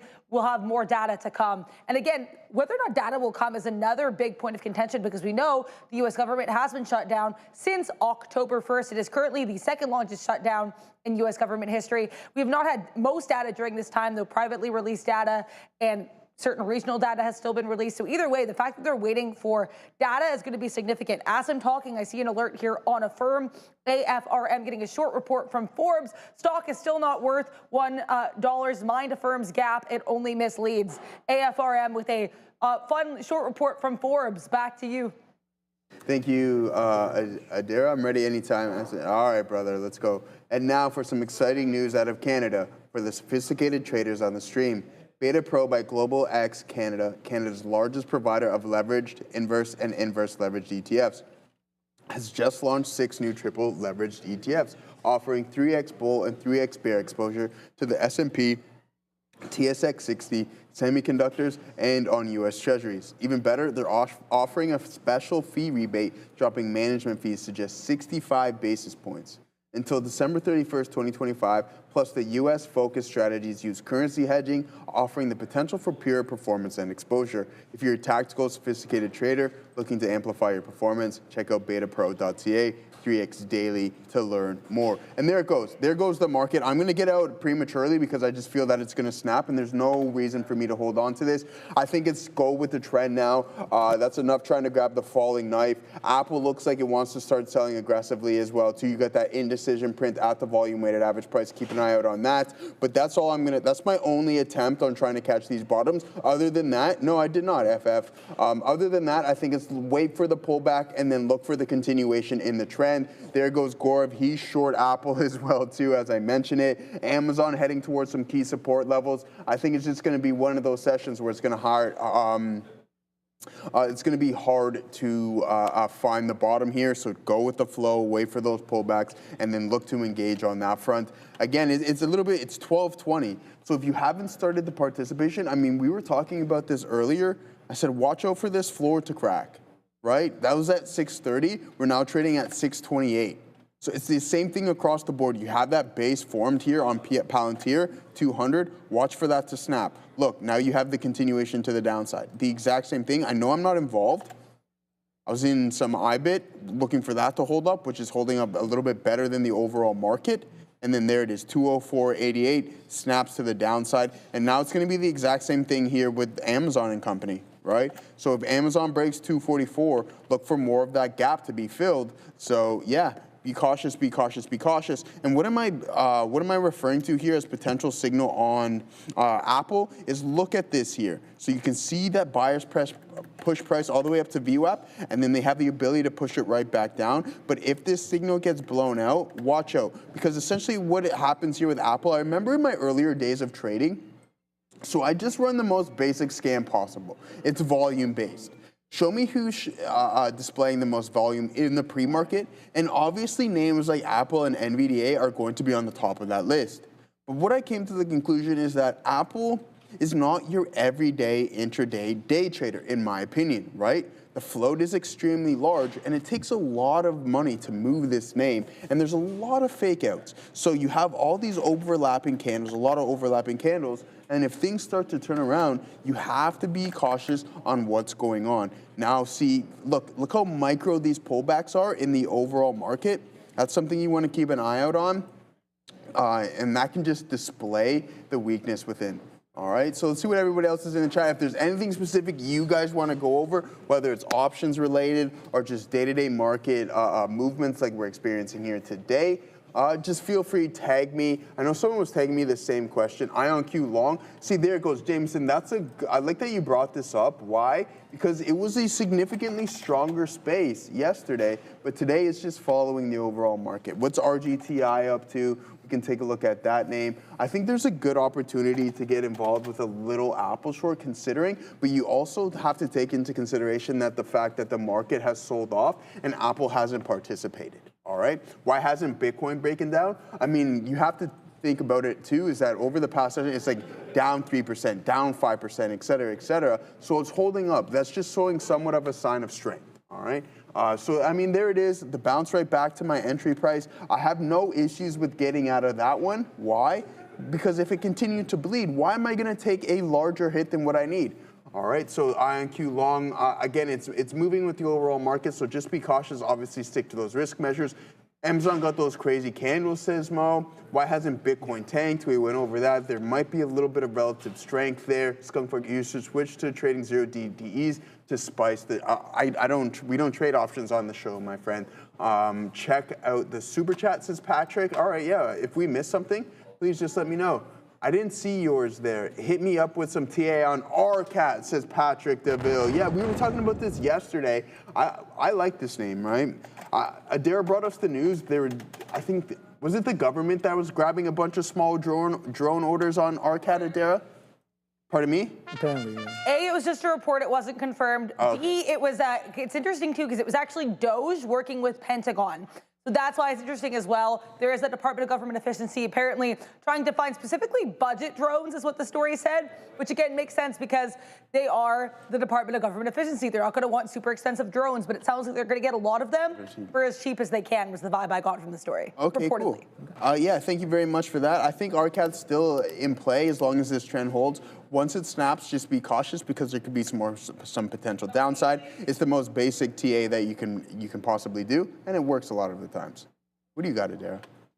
Yeah, I have to let you guys know, Fed's Bostic getting a little bit upset here, it sounds like, about people trying to assume there's a December rate cut, saying, quote, every meeting is live. Don't get ahead of us. So now we've had Hammack, Bostic, and of course Fed Chair Powell on Wednesday during the press conference, all saying basically, hey, don't tell us there's going to be a December cut.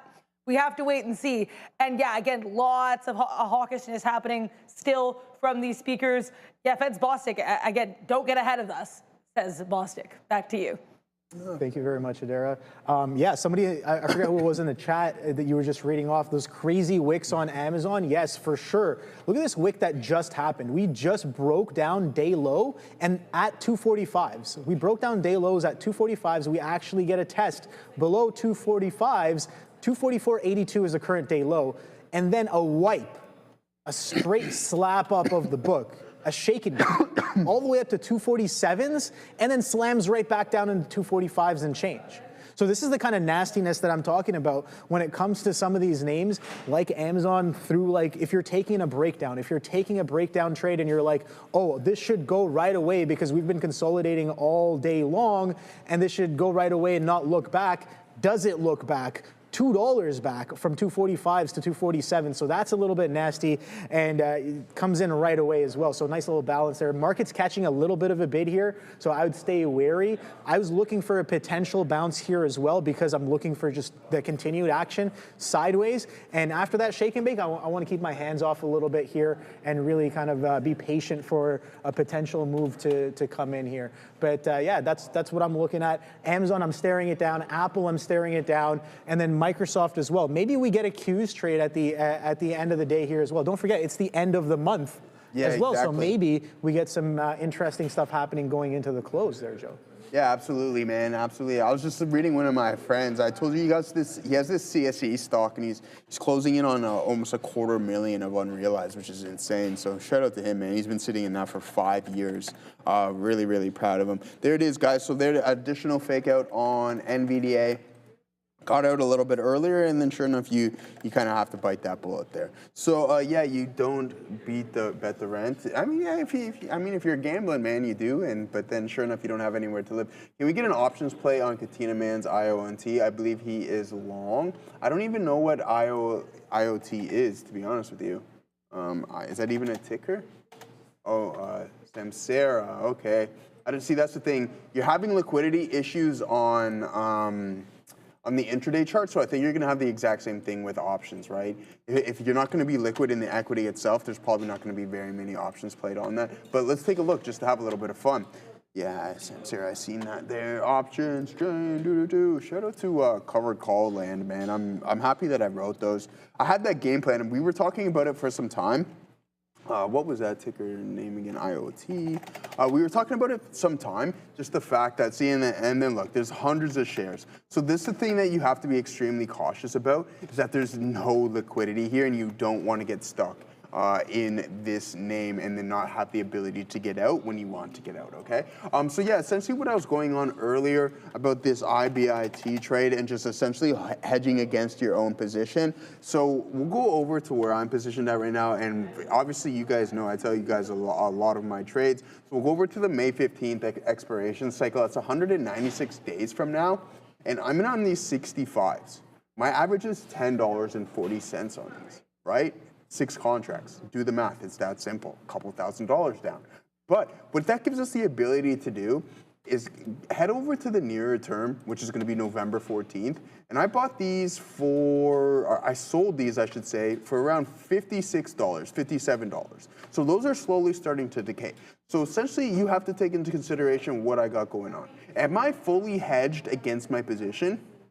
Yes, but in a way, what we have is a call calendar spread, where I have an offsetting in short options compared to my long options. What is the offsetting? The date of expiration. All right, so my date of expiration on my short calls, which is a net credit, which I was thinking about this morning. I want to break it down for those who aren't familiar with net credits and debits. All right, so 69, we collected $57. But I also paid $5,000. So the market value of my 65 strike price 6 contracts is roughly around $6,000. Now, for those who aren't familiar with credit spread trading or credit trading within options altogether, let's break it down. So you buy some stock, it costs you money, right? You have to pay that debit in order to buy it. You can't just pick it up for free.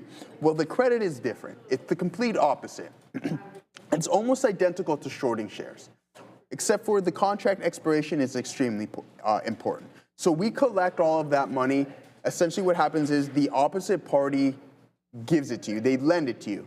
And the intention of you to give it back to them, for them, obviously at a higher price, but for us as options writers, we want it to come back to a lower price. So I've now received that $350 net credit with the intention of giving back those contracts in which I sold at a lesser price. So essentially what happens is day by day, as each trading session goes by, as the weekends pass by, theta is slowly diminishing the value of those contracts, which works in my favor, not the actual opposite side of that party. So at before November 14th, if say you have a $350 net credit, and say next week, November 7th, that Friday, you've collected $300, you might as well just give those back, buy them back to that previous seller who lent you those contracts at a lesser price, close them, and then that's the next step that you can take, where you can roll those contracts over. If your thesis isn't still working, you can continuously sell more contracts until your trade and your contracts start to get closer to at the money, or they start trading in the money. All right? Absolutely. All right, guys. So for too long, trading meant risking your own money or never having enough to start. The fear of losing, that's what kept so many traders on the sidelines. But that's changing. Trade the Pool is transforming how traders access the markets. With its limited risk trading model, traders use funded capital while the Trade the Pool absorbs the downside. This allows traders to focus on what truly matters. That's discipline, consistency, and growth. When you hit the profit target, you keep 70% of the profits. No fear, no barriers, just real opportunity. This is the revolution of limited risk trading, powered by Trade the Pool. Visit tradethepool.com or scan the QR code now to get 10% off your first evaluation. Perfect. And yeah, also guys, I like what FF said in the chat. You don't want to be writing calls against overly strong names. That's my opinion. You can write strike prices significantly higher, but when we construct our spreads, you always have to take into consideration your risk to reward ratio. And it's when you're shorting calls, you're essentially short. So the actual underlying asset can continue to appreciate, and then that's when you take those outsized losses. So let's go over an example. We're gonna head over to our 69 short calls here. We're gonna put on our we don't want that. We're gonna put on our strategy builder, and then we're gonna look at the probability of profit, which is extremely important. So now let's take a look at the profile. Now we're also using our delta metric as well too. So that's gonna put us around that 0.1 delta, when your probability of profit is around 90%, 89 to be exact. But you can see your max return, there's only so much you can make. Your net credit is your net credit. You can never make anything more than that. It's that simplistic. What you collect is the max amount you can keep. All right, so $33 is that max credit, but your max loss is infinite. It can continuously go up, up, up, and up. And if you don't get out in time, then you're gonna get assigned. So if your short calls expire in the money, you may get assigned. So that's why with options contracts, it's always best to close them before the expiration so you don't have the risk of assignment. Now, do you want to be short 100 shares of IBIT at what was our strike price here again? Where is this thing here? Our strike price, where is it? The 69. Do you want to be short IBIT at 69? Absolutely not. And it's the same thing with Tesla. We went over the examples before, all right? I got squeezed in the summertime on Tesla and on the Qs. It's not a good time, and I can promise you that. So you have to be really cautious on what you're doing when you are writing. There's ways that you can mitigate the downside risk by buying protection, and what does that do? That constructs a net credit still, but it gives you that topside risk and essentially caps your losses. Yes, your probability of profit is still going to be vastly skewed, but you have that downside protection. All right, so FBL, yeah, let's take a look at Mara. I mean, we were talking about this name yesterday, right? It's tough. Riot, I think, is performing a little bit better, but you have that breakout. You break out from that September 9th, September 16th, sorry. The volume is supporting the move. You do get a retest of that zone, but sure enough, you're off to the races. But then look what it does immediately after. If Bitcoin's going to be weak, I'm going to suspect that Mara is going to be equally as weak, if not more. But one thing that is holding up is Riot. Well, sorry, I shouldn't say holding up, is performing significantly better than Mara, is Riot. So you come from those April lows where you have some steady appreciation, you're up 262%. That's not bad whatsoever. We'll step back and we'll take a look at Mara one more time to see exactly what that's been like, and it's nowhere even close, right? 130%, so half of that value. Do you long calls 4 months far out of the money? No, I don't. So my strategy is, again, so we can get really in depth into this option stuff. Ramin, shout out to you too. You see the options video, I think it had like 6,900 views. Yeah, what? Did you see it on YouTube? Dang, well, I mean, I thought you didn't, that's all right. Aside from that, no guys, in all seriousness, far out of the money, you have to understand the different, what intrinsic and extrinsic value is at the end of the day. So when you're buying something out of the money, it only has extrinsic value. Extrinsic value is time value. Intrinsic value is the moneyness of the contract. Well, I mean, sorry, the in the money of the contract. So if you have a strike price at $70 and it's trading at 75, it holds $5 of intrinsic value. Now, as for the extrinsic value, what you're looking to gain when you are trading out of the money contracts is the gain of the intrinsic and the extrinsic. But if you don't, you're only holding a contract that has time value, and you can lose that relatively quick if your thesis isn't going as planned. All right? So, Joe, I need your advice, brother. Bought Meta at 760 call before earnings expiring January 16, 2026, and my cook down 3.8K. That's not fun now, is it? Smooth. Let's take a look. And I also talk about this all the time. You have to be cautious when you're buying contracts because the options market will price in the implied volatility leading into the earnings reports, all right? So let's pull this up, META. I almost typed in your name there, Smooth. I think you said 760 by January. I mean, you have a couple months. I wouldn't completely write it off just yet, but you're going to probably lose some value just due to the implied volatility alone. We'll take a look at that momentarily. So where do you essentially need to trade at? Well, so did you buy these before? Okay, yeah, so you bought them before the earnings and then it dumped. Yeah, that's tough. You have calls. So this is what we can do. This is the exact same situation that I'm in right now. So what can we do to kind of mitigate that loss? And if it doesn't start to work immediately, then, if it doesn't start to work immediately, then this is what we can do. So let's head over to Meta, and then we're just gonna kind of hedge our own position. So you have those 760 calls. These are way, way out of the money. So what you can do right now, that's your expiration, 77 days from now. You can come somewhere nearer dated. Let's go to the exact same expiration cycle in which I wrote my calls. All right? So you can collect a substantial amount of premium on some of these. You can write the exact same strike price and collect $200. So if I would put my money on that all day, that Meta is not going to trade up to $760 by November 14th.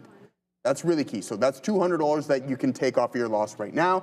I'm sorry right now, but again, we're getting a little bit more complex within the options world, but it's good because there's a lot of people asking these questions. So let's get involved. So this is what you can write. You can collect $200 right now by November 14th. If Meta is not trading at $760, you get to keep that. Congratulations. If it's still trading south of that, you can even go to a lower strike price. Do you think that Meta is going to trade up to $725 by November 14th?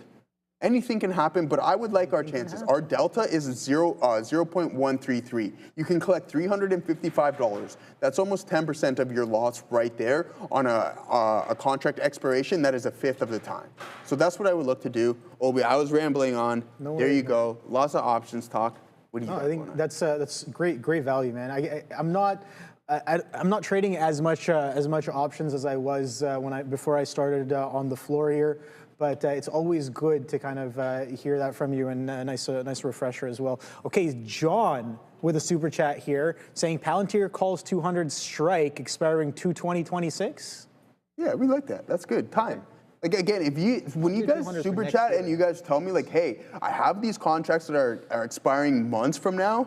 That's good. You're headed in the right direction. It's like, okay, hey, yeah, I'm drastically out the money, but my contracts expire next week. There's not much we can do with that, really. So that's why I always talk about when you're leveraging your system already via options, you may as well spend a little bit more cash and buy the time. Yeah, for sure. I think that's what one of my early mentors would tell me as well. He was always trading SPY options as well. He's like, yeah, buying time is definitely a little bit of a luxury, but if you can do it, it helps you in the long run for sure. Sorry, say that one more time. Buying time is a little bit of a luxury, but if you can do it, it definitely helps your position and your yeah, for sure, 100%, 100%. Because it's just like we see this in like trading stocks as well, right? It's like you can be right on the idea, but your timing can be very off, and that happens a lot. That happens often, right? For example, you can be like, I want to get short on Amazon today, but you could be timing it down here at 48. You could be like, 245s, and you're getting just chopped up in a sense. But if you're like, okay, I like to short on Amazon, and maybe you get the put that's expiring maybe a few weeks from now just to play the earnings. Maybe that could be something as well, right? You don't have to hold it into the end there, but yeah, definitely a good look there for sure. I don't know if do you ever hold options into earnings or buy them for the earnings? Do you ever take that gamble? Or? Yeah. I had every intention to do so with Amazon, but that wasn't the trade though. The trade wasn't to take it into earnings, or was that? It was my initial plan, but then I got a little antsy with just the amount of I had. Well, I mean, it's not even that much. I had 150, one contract, 50 shares, and I'm like, because I just wanted to add on to the year substantially, and I kind of just was like, I'm willing to take it. So I'm accepting of the result, but leading into it, again, it's a coin flip. Anything can happen. You don't know what it is. Yeah. So there's obviously a risk to holding in options contracts into earnings report. Oh, for sure. Yeah. No, I know. Because I have a couple of buddies who, they play that game every now and then, and I'm just like, yeah, don't. So it's like you don't know. It's straight up gamble, right? You don't know what the report's going to be like. Or you don't know how the market's going to digest it. But at the end of the day, if you truly believe that price action is king, maybe you see it coming. But I don't know. I'm not anywhere. I'm not anywhere there. But Google coming into that 280, I'm watching it. I'm participating a little bit here. That 280 was a little bit difficult in the morning to midday-ish session as we kind of held above it, held below it as well. So kind of a chop in this area. So we're going to continue watching that as the market continues to look a little bit weak here. What's up, Adara? You take a look here at CRCL Circle. You could also maybe look at Coinbase with this in mind. We have more commentary specifically about stablecoins from Fed's Hammack, saying that stablecoins are exciting technology, but time will tell with regards to its use cases. CRCL certainly a little bit weaker today. Coinbase relatively strong with earnings. Either way, keep an eye. Probably more on Circle, but maybe on on Coinbase as well. As Fed's Hammack says that stablecoins are exciting technology, but use cases, maybe a little time will tell. Back to you. I mean, I think there's going to be specific use cases. Obviously, the moving of currency would be substantially cheaper, peer-to-peer, essentially, less transaction fees. I think that's where it's going to come into play. We'll look at that in use cases. I know Coinbase is starting to hold them more, and I'm pretty sure that I think it was USDC started to outpace USDT now, which is pretty cool. So yeah, other than that, Obi, I'm not in anything right now. I'm waiting for this falling knife to cool off, but it doesn't look like it just yet. No, for sure. I think the market's kind of chopping sideways at its lows here. We talk about that that seller dominance and that 26,000 coming in here as of right now. We know that 25 was a little interesting over the past couple of weeks here, but with a lot of names kind of gapping up on their earnings, that's a bit of a look there. Got to respect some of this dominance that we've been seeing here on the market. A lot of names that I'm watching in terms of the Mag 7s kind of chopping around. In terms of weakness, the weakest one is Nvidia right now. That is pulling up nicely to its day lows. What else do we have? Apple, a bit of a curl, Alphabet a little sideways, Amazon a bit sideways as well. Tesla's actually holding VWAP, and it actually was able to break above its VWAP with some strength in the morning session. So that one's good right here. So we can take a look at that. So that's coming in, chopping up VWAP as of right now. What else do we have? Yeah, let's take a quick look at Meta, because I know that was on people's watch after a strong earnings reaction yesterday, and we are getting no continuation today. So that day low came in at 650. We got to 650 flat. Yesterday's day low was 650.17. Today's day low currently is 650 flat here on Meta platforms. Looking like that 650 might be creating a little bit of a platform by itself here as of right now. Weekly double bottom going into the end of the week. So interesting stuff. Coming into some higher time frame levels as well. I think people were looking at higher time frame moving averages on this one yesterday with the kind of quadunking action it got off of its earnings and holding support a little bit there as well as of right now. So I'm going to continue to have that one on watch. Let me know in the chat what you guys are watching. Nvidia 200 magnet saying save men, women, peace. Yeah, maybe that's what it's looking for here. 203s currently on Nvidia. So let's take a quick look at that one. NVDA. What is that chart right there? This is what my buddy owns, man. He's up like 25K today.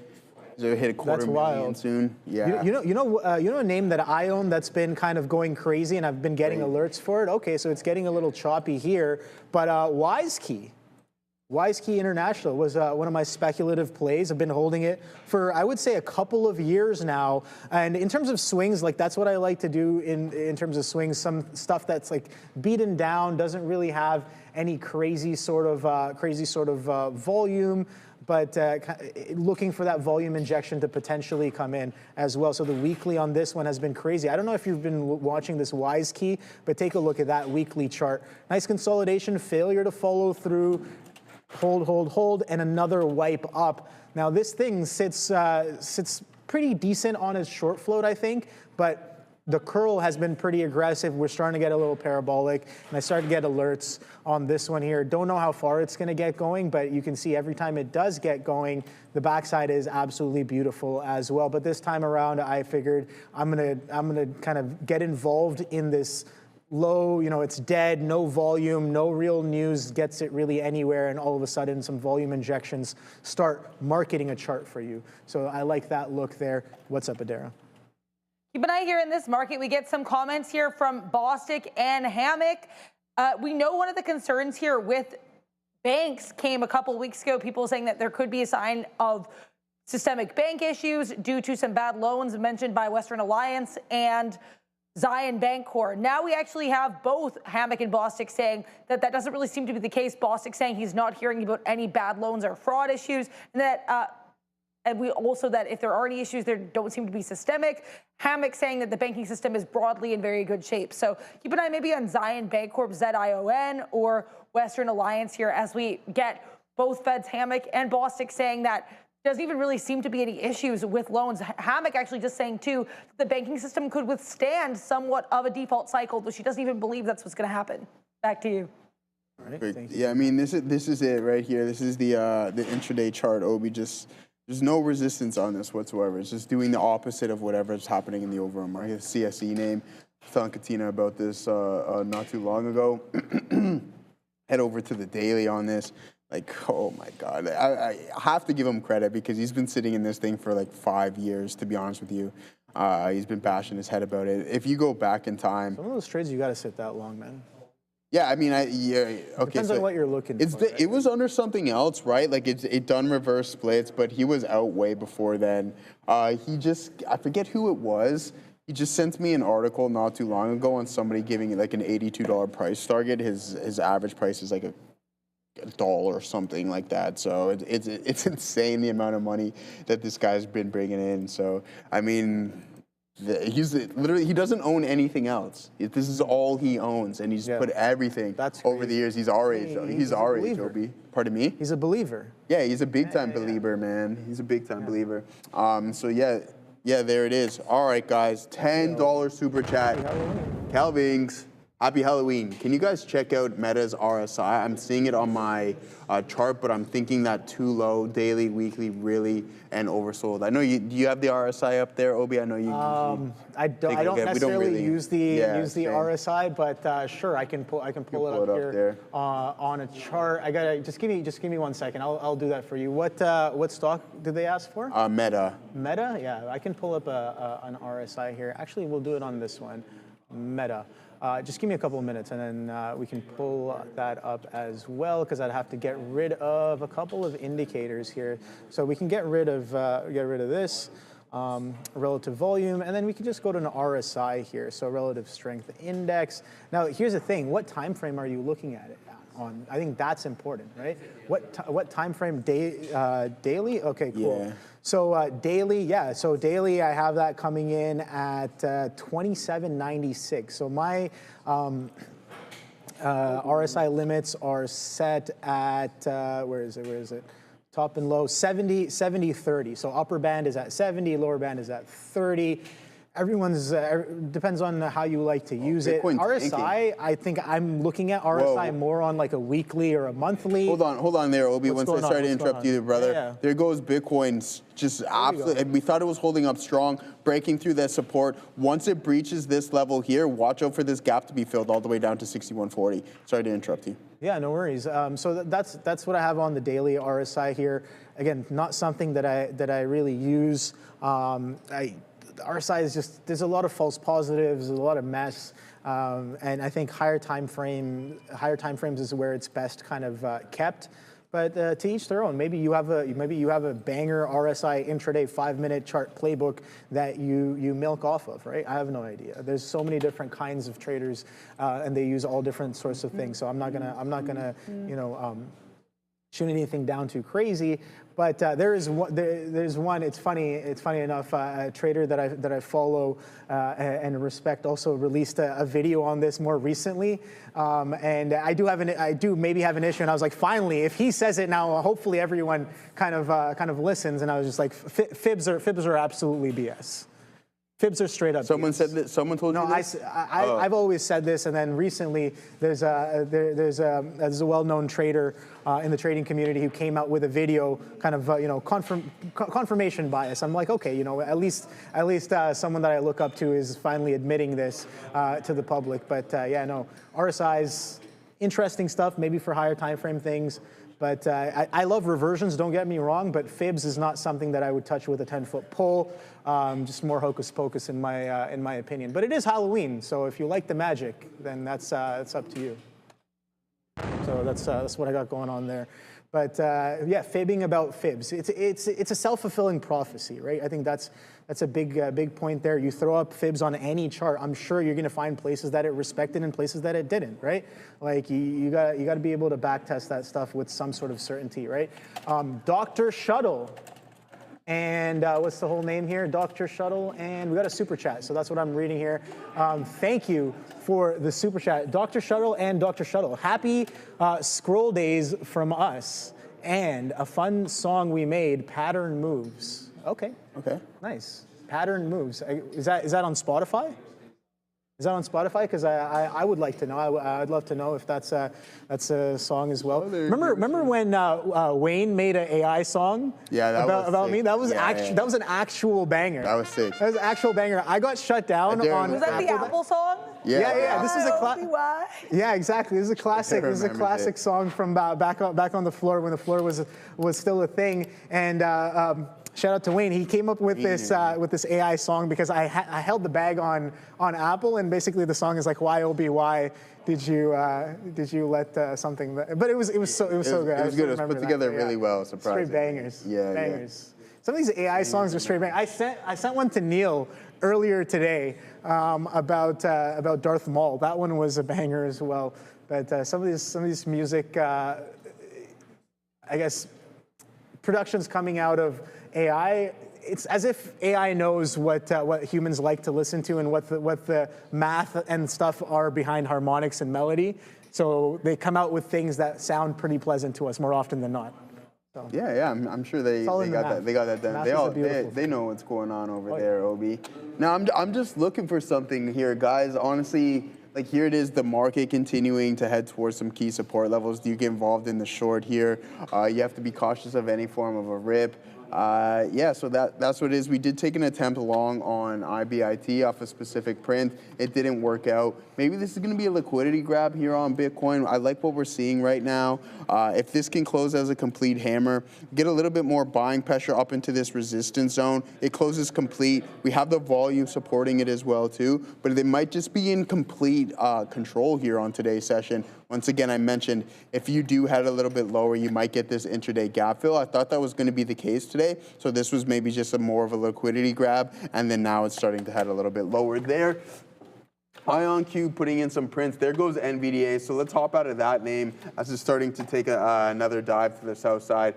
It's short. It's the short game today, guys. So you want to just follow where the price action's going, wait for those pullbacks and get involved. I know I've done awful of that. We had a really good trade on IBIT, which engulfed essentially everything. I did take a couple losses on IBIT and NVDL after that, so that will put us back to red, which is okay.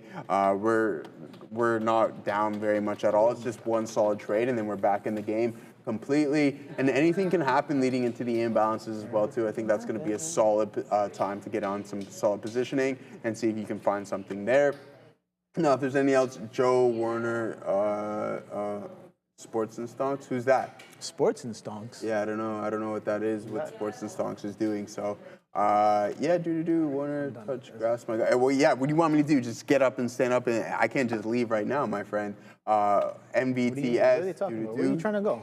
Where are you going? Yeah, you told me to go. You said, Joe, you got to touch grass. Why? I'm doing just fine, man. I'm out of that Google. Google's chopping around that 280 a little too much. I like the short.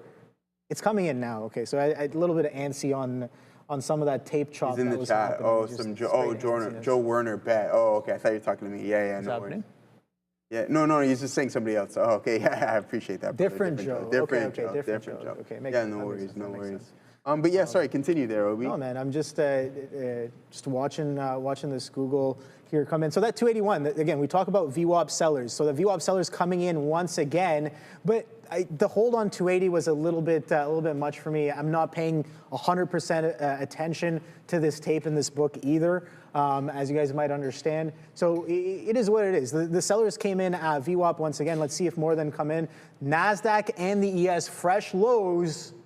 So maybe, just maybe, there might be more sellers than buyers. Yeah. We've been saying this over and over again.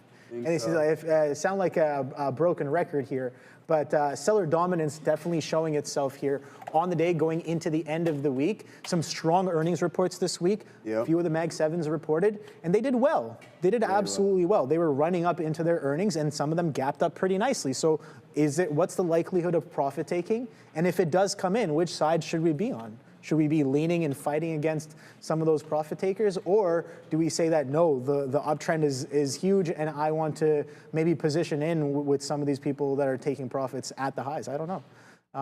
No idea, but decent moves nonetheless. I think some of the selling off of the open was pretty distinct and good.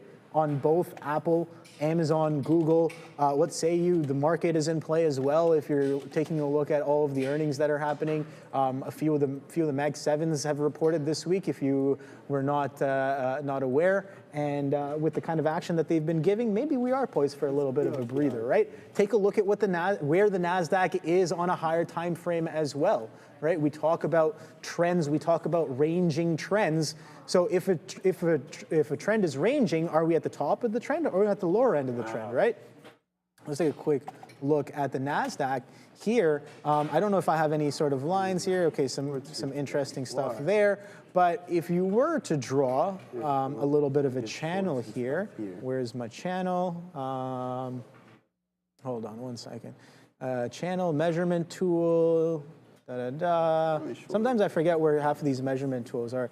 Are we in the fib section here? I love how the Fibonacci has its own section.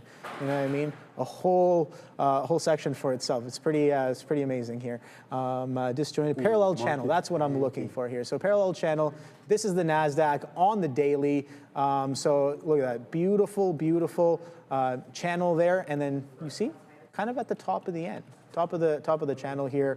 I'm just drawing it roughly. I'm sure you can get in there, get nitty-gritty. But the dominant and the cleaner trend is on the lower end, with those supports holding every time we do pull back in. 1, 2, 3, 4 significant pullbacks that we've had after the April bid came in this year. After that significant pullback in at the open of the year, at the opening session, if you want to call the beginning first few months of the year, we dropped down about 25%, man.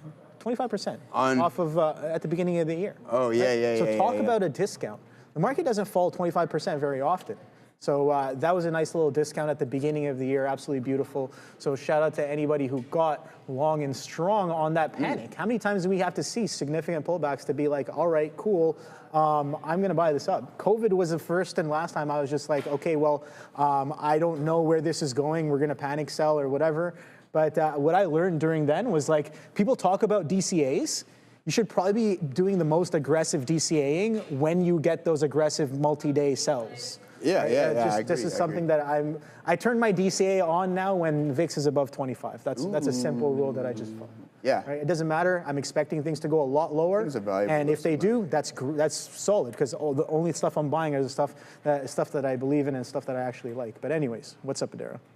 Yeah, Fed's Bostic and Hammack concluded their remarks, so no more worries here about hawkishness from Bostic and Hammack. They have finished speaking. Back to you. All right, thank you for that, Adara. I think now we're just gonna go with the flow, right? We're breaking through some support levels. I mean, the trend is extremely extended to the downside. Are you gonna get that move back to VWAP? It doesn't look like buyers want to engage on today's session. So, we're just gonna go with the flow. We were trying to catch a couple bottoms on the long. They weren't working. I seen Katina Man said he was. Long Palantir. He's long Palantir, so I hope that works out there. I mean, the market looks like might bounce. Palantir's at some key support levels, so you can take that into consideration as you're getting a little bit of a move. We tried 2 attempts on the longs here on NVDA. We didn't catch the bounce, so let's go with the flow. It's either it's going to work or it's not. We're not going to complain whatsoever. What's your average price there, Katina Man, on 198. So you're right at the so you're roughly close to the lows there, my friend. Good, yeah, good risk to reward on that one. Did we trade? We didn't trade NVDA. I haven't traded NVDA in quite some time, to be honest with you. A couple of days, I think. I don't even know if I've traded it this week. Maybe once or twice, but we go 0 for 2 on that one at the plate. Nothing to worry about there. Now we're just going to get involved in the overall market to see if that's going to continue to bleed, right? So. Going with the flow, and if it doesn't, at least you can say, hey, I put myself in the right place at the right time, regardless of what the scenario and the outcome is. Obviously, you want to win. Losing trades don't get you anywhere except for just a sloping equity curve, and that's not what you're here for at the end of the day. Boom, and then now you're starting to get a little bit of a pop there as we punch through. I think the entry would have been, I was a little late on the entry.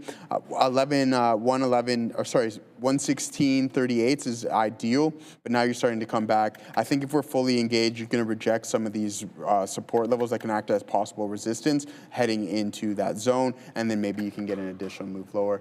But I mentioned before, let's take into consideration the TQ's not down too much whatsoever. Still positive, actually, to be exact. So There it is. And from a percentage metric, how far are we off from VWAP?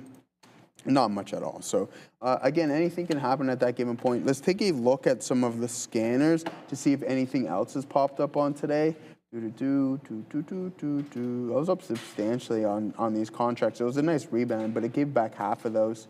It was a nice little 4-figure return day. But again, I'm down on that now. So it was almost half my losses were cut out right there, which is what I'd like to see. So hopefully we can get back up over the weekend, maybe get some more buyers engaged. I think MicroStrategy's report definitely added a little bit of more confidence into Bitcoin, which is, I mean, should we think it's surprising? I don't think so. But there it is, guys, options chain on Meta. We were taking a look at that earlier. I'm gonna wait for this name to continuously cool down. You can see that the market is bleeding and we're holding up relatively well around 652s.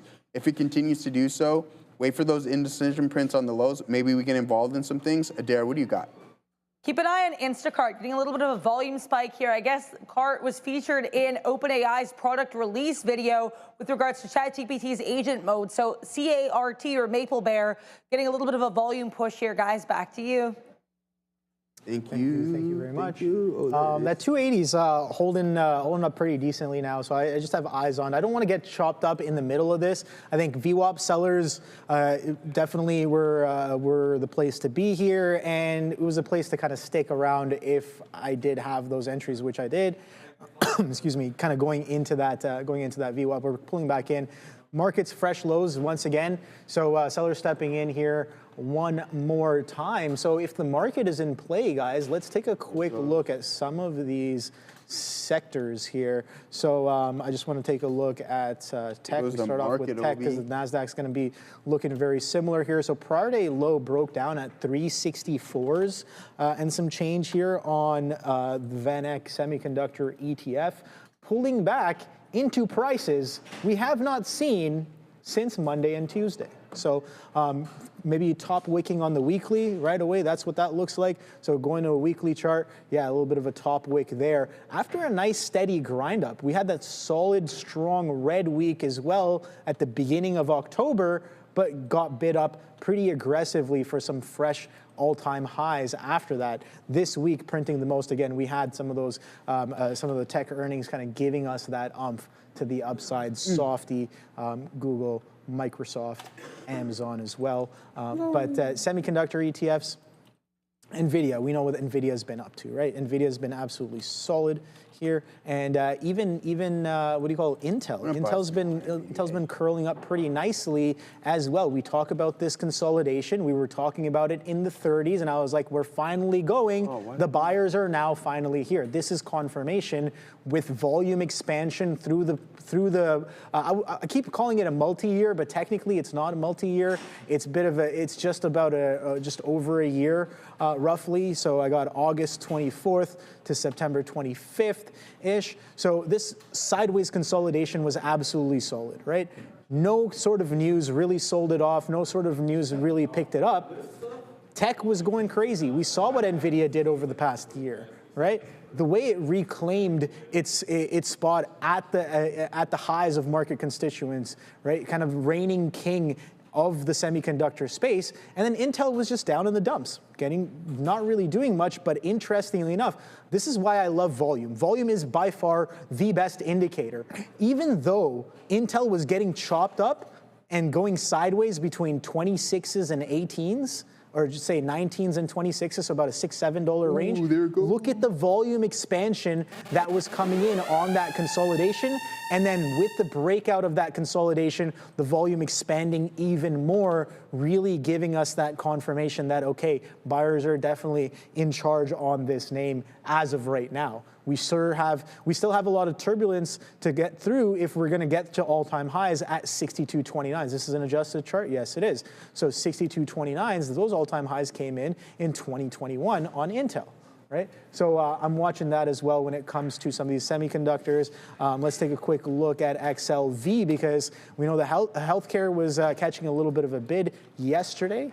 And let's see if there's any sort of continuation here. Nothing too crazy. Again, XLV maybe not catching too much of it, but I know Moderna definitely was part of that. That bid did not come in on the day today. This was absolutely wild, the way that it just squeezed I got squeezed on this. I got pretty rocked on this 27, 28 back through, or the squeeze through 28s. And I was like, okay, that reversion's not coming in, but now some selling may be showing up. But this kind of an action where it's stupid strong like that and does not break down for whatever reason, I'm going to continue watching this name for the next couple of days or maybe the next couple of weeks, because if this is significant enough, this could lead to a bigger picture move. We attempted to break some of those consolidation highs here on Moderna, but supply came in exactly where it was here back in October, in and around just shy of that $30 mark. So the high of this move right now, 29.20s, pulling back to 27s. So it's holding up. It's not too bad. I like it. But Moderna's gonna have to give me some more for me to get involved, bigger picture on this one, because if you look at a higher time frame chart, this thing has recovered pretty decently from its former glory that we saw in or during COVID in 2019 and 2021. But let's go quickly to a higher time frame chart. Go to a 3-month chart. That'll encapsulate 3-month. I like the multi-month charts because they encapsulate a decent amount of data. Look at that. That is a Christmas tree if I saw one, right? Straight up, straight down, only greens and reds. So absolutely beautiful reversion on this one. The swing shorts are laughing straight to the bank on some of these names, especially those funds and firms and players who can actually hold this stuff overnight and not really take too much on their fees. Definitely sitting very, very pretty on this swing short on Moderna. But understandably so, that's why I'm looking for that volume to come in. Do we get that next leg on this one? Pfizer as well in the same kind of a space. Going back to the 3-month chart, this is kind of suffered a similar fate. Where yes, Pfizer was very, very strong. Interestingly enough, Pfizer was really strong and one of the top constituents of the market going into the dot-com boom and bust as well. And then we got that strength coming into the COVID bust as well. So we've pulled back pretty decently from there. So, but Pfizer relatively strong. This name is definitely one to keep an eye out for, but a little bit of a crazy move over the past few years, and it did revert quite nicely from that 51.13 all the way back down to 24s on Pfizer. So that's that. Let's take a quick look at one more before I pass it back to you. Yeah, and that will be XLF. It's funny. Financial sector. We know the banks have been running, and look at that absolute strength in this sector. Canadian banks as well. I've got to love Canadian banks because they're doing absolutely the same here with the strength that we've been seeing. GDP has been horrible. Oh, look at this piece of wood they're bringing in there. Oh yeah, that's crazy. That thing's been sitting in the back office for the longest. Yeah, you've seen that. So anyway, sorry, Obi. I was listening to, but I was also texting my boys because we're in a massive debate right now. So essentially, what's going on? Team over there. Yeah, they got the whole. Oh, even Brando's involved. Brando, That's Neil, huge, Sean, man. Oh wow. Here we go. We need a live action shot involved. of this. We're Sean. Is Sean there? Sean's there. Wow, everyone's there. All right. I wish we could show you guys as well. Yeah, Ramin's going for it. Okay, cool. She's getting the camera. She's getting the camera. So, anyways, what I was just about sorry, to didn't mean to interrupt you. No. There's a lot going on there. That's way more important. Obviously, you guys can't see what's going on, but we got the whole boys carrying this piece of wood that probably weighs hundreds of pounds at this point as a potential desk. Oh, here we go. There's a bit of a live camera there. I mean, if we can turn this one around, I'm sure that will capture something, some of the head cams, but because they can 360 the head cams. So as for trading, right now in the group chat, we have a massive debate on it. My buddy's been holding this name for 5 years. What? He's up almost $250,000 on it. Okay. All right. Nice little bit of money. My friend who I was just in Chicago with. Okay, nice, yeah. Now, my other friend who lives in Chicago, who we went to visit, is saying sell half, lock in some of those gains, and that way, if it tanks, you won't be too frustrated with yourself. Well, I said, what I'm going to play, obviously devil's advocate, is, well, he's been holding it for 5 years. Okay. It's been trending for probably the past, let's pull it up here. Let's actually pull up the actual stock. It's been trending for the past little while. So why would he sell now? And I'm like, listen, I've been low-key following this thing. I didn't know anything about it, but it's been blowing past short signals. Like absolutely just blowing past them. And which ones am I referring to? What we look for on a day-to-day basis. Let's get rid of the volume-weighted average price. I mean, he's going to be a millionaire probably in no time at this pace, which is insane. He's the individual who got me into trading stocks. So here it is. I see this isolated volume print. Boom. I'm like, okay, this thing's going to tank. It was around $25. It's going to sell off. No, it held up continuously. It broke through, and then more volume stepped in. But as the market was pulling in, it essentially wasn't affected at all. Again, this is a smaller name. It's on the CSE, guys. It's not a Nasdaq or anything else. I probably did just say low-key, because I think I say those types of things. It's just part of the Toronto slang. But now you put in this massive session from $30 all the way up to $42 is insane. So what I'm saying is that there's nothing. And I want to pull up the article in which someone gave it a price target to. I'm going to pull it up right now because I can find it relatively quick. I'll go to the links here and Cantor Fitzgerald gave this thing an $82 price target. So there's a lot of positive things. They got a lot of deals. You have to do your own due diligence on it, but he's a big time advocate of the name. But when you see these type of prints, there is no reason, in my opinion, especially after you've been in it for 5 years, to let it go. All right?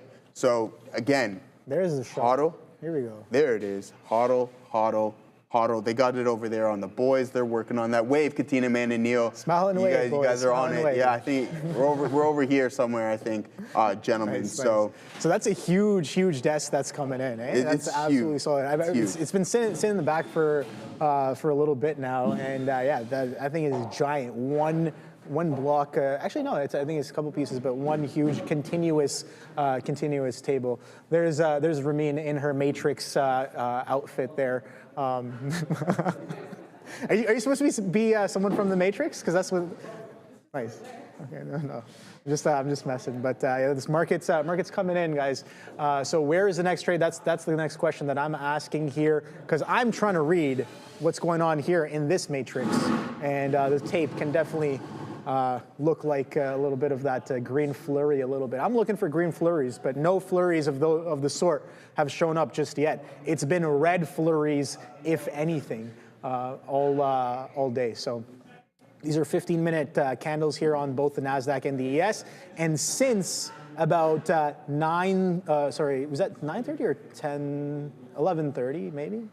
Yeah, it's an hour behind. So so for about an hour or so, we've just gotten straight for about a couple of hours. Oh, this is a 10-minute chart. That's why I'm just like, why does it look weird? Okay, here we go. There's the 15-minute chart. I was like, there's one green candle on there, but wait, something's wrong. Something's up. 15-minute chart, no green candles since about 11:15 here on the day. So pretty crazy stuff on both the Nasdaq and the ES, and sellers very, very strong, man. That's what I'm seeing. So Mike P. DeRider saying, what is it? What are you guys talking about? Yeah, let me know where the next trade is. What's your take on UU asking 2 NY cents? So 20 cent or 2 NY cent? All right, so let's take a quick look at quadruple U here and see how our energy uranium friends are doing. Wow, look at this is the 3-month. We're still on the 3-month chart, right? So higher time frame, this thing looks absolutely solid. We still have 2 months for this candle to close, right? When it does go on runs, which it did all the way back in 2010, it goes on a pretty decent run. But take a look at the volume profile that's been building up over the past few years. Since 2019, I've been hearing about UUU and uranium and a lot of these energy names since COVID times, and you can see that volume entering the stock and kind of holding it up as well. Volume injection, I like to call it, and then prints a pretty chart for other participants to get involved with. Right, $4 hold was nice, and we're getting that blast off here on the 3-month. But let's go on to a shorter time frame on the weekly. You can see multi-week run up. Most of that run has been happening over the past couple of months here, and pretty strong as well, 27.33 highs. So just using a simple, a moving average would be much nicer and easier to kind of capture this trend that we've been seeing here. Is it a little bit curvy? But you can see here just simple arbitrary chart art here holding that trend line. That's that pullback right there, that consolidation low, higher highs, higher lows since then. I think unless and until we can kind of deal with this with any sort of meaningful way, then and only then would I look for maybe a strong reason to sell, maybe revert this chart here. Like I said before, I'm more and more adapting the perspective of I don't care what the prices are. I just care more about what the volume looks like, and I care more about what the price action on the chart looks like. I take away everything else. It doesn't really matter. Price action, we've heard Michael Noss say this multiple times over and over again. There's a fractal nature to price action, and I honestly and truly believe that. And because the market shows you, the market is by far the best mentor, and all you have to do is listen. If you're actually listening and paying attention, it'll tell you that it doesn't matter what time frame. It's pretty fractal. Whether you're looking at second charts, you're looking at minute charts, you're looking at daily charts, or weekly charts, it's all going to look like noise from a higher time frame when you're looking down, but there's still significance that lies within there. I just saw the breakdown of subscribe to non-subscribe show up, and I think that thing's been updating. So if we can get that show once again, I want to know if we're above or below 20%, because the last time I checked, unsubscribed was above 20%. All right, so not much has changed. I want to see that number drop down below 20%. This is saying about a fifth of you is unsubscribed. Come on, guys, we got to pump those numbers up. So hit that like, hit that subscribe, bring it to you here live. We're doing this live, right? I think so. I think we're doing it live. I don't know. But the market's definitely live, and that's what I'm here for every single day. 245s once again coming in on Amazon here. Let's see if that holds. 250s was the spot to be involved with in the morning session, and $5 lower we are trading. It took forever to do it. Nice chop and churn, kind of a methodic way to sell off. But VWAP was the place to be. Back to back checks. Oh, thank you. What am I looking at here? It's just a bunch of of chocolates. Okay, I'm gonna go with this piece right here, because you know what? This looks like that crunch. What is it called? Cookies and cream. Cookies and cream. One of my favorite ones. Thank you very much, Neil. Yeah, I'm positive, bro. Yeah, I'm positive, man. No, I'm good. I'm good, brother. You like chocolate? You like a little bit of chocolate in your life, bro? I do, man. Oh, trust me. I'm already thinking about. So yeah, I mean, I'm a big chocolate guy. At the end of the day, there's a score bar. See, my issue is when I start, I can't stop. Me neither. Yeah. So that's why it's just best not. It's like to this feels so good. It's working. I just want to keep getting more and add to the position. No flex zone. Yeah, exactly. No, like I'm so on the fence. Like obviously tonight's gonna be lively. Oh, guys, we were short the TQs. We got all out. It's just going with the flow right now. I know I'm not doing that with IBIT. There were some signals, but if those break through, I'll just flip my bias and just go with the short. But I mentioned not too long ago going short here on the TQs. Bang, you take that down. It rips back to my break even, but it gives you another opportunity to get in short, and then you take that additional leg lower. So once IBIT breaks through this support, it's immediate flip. So when I go to cover, I'll just cover more than what I actually bought. But I do like my chances a little bit here for a potential bounce as well. So keep that in mind. This jersey is sick. Yeah, I appreciate it, Jacques. Joseph has the Canadian chocolate at home. What's that, my friend? I don't even know what the Canadian chocolate is. Yeah, I don't though. That's the thing, KT, for the win. I don't have the self-control because when I start, I literally can't stop. See, it's funny. So Celine and I are stuck in between a couple of ideas right now. Okay. We're cool with just going home, ordering a pizza, grabbing some candy from Bulk Barn, and watching. For Halloween? Yeah, for tonight, right? Yeah, and watching the TV on the big screen, right? I think ours is like a 70-something inch TV. Nice. So we like watching it there. But the thing is, though, there's these English candies. Shout out to Adam DeLuce. They're called Candy Kittens. Okay. And dude, they're vegan. They're so good. For 3 bags, it's $30. It's really expensive, but they're so amazing. So I'm stuck on the fence between going downtown Jack's or just post it up, ordering some good ZA, and watching the game on the TV. So I mean, here's the thing, man. Let's flip a coin. I like listen, more often than not, I'm just a lazy guy. Yeah. I like to kick back. And make my life as easy and efficient as possible. I'm always all about efficiency, right? So I think the kicking back, chilling at home, like, there's no better place. There's no better place. There's no better place. Like, listen, don't get it, guys. 20 is different man. I'm 33 now, all right? I got a dog at home, everything. So again, 10 years ago, this is a totally different story. Right? I had my fun. On anything, there was zero chance that I would miss the majority of nights in my earlier 20s. But I'll tell you one thing, and I stand by this.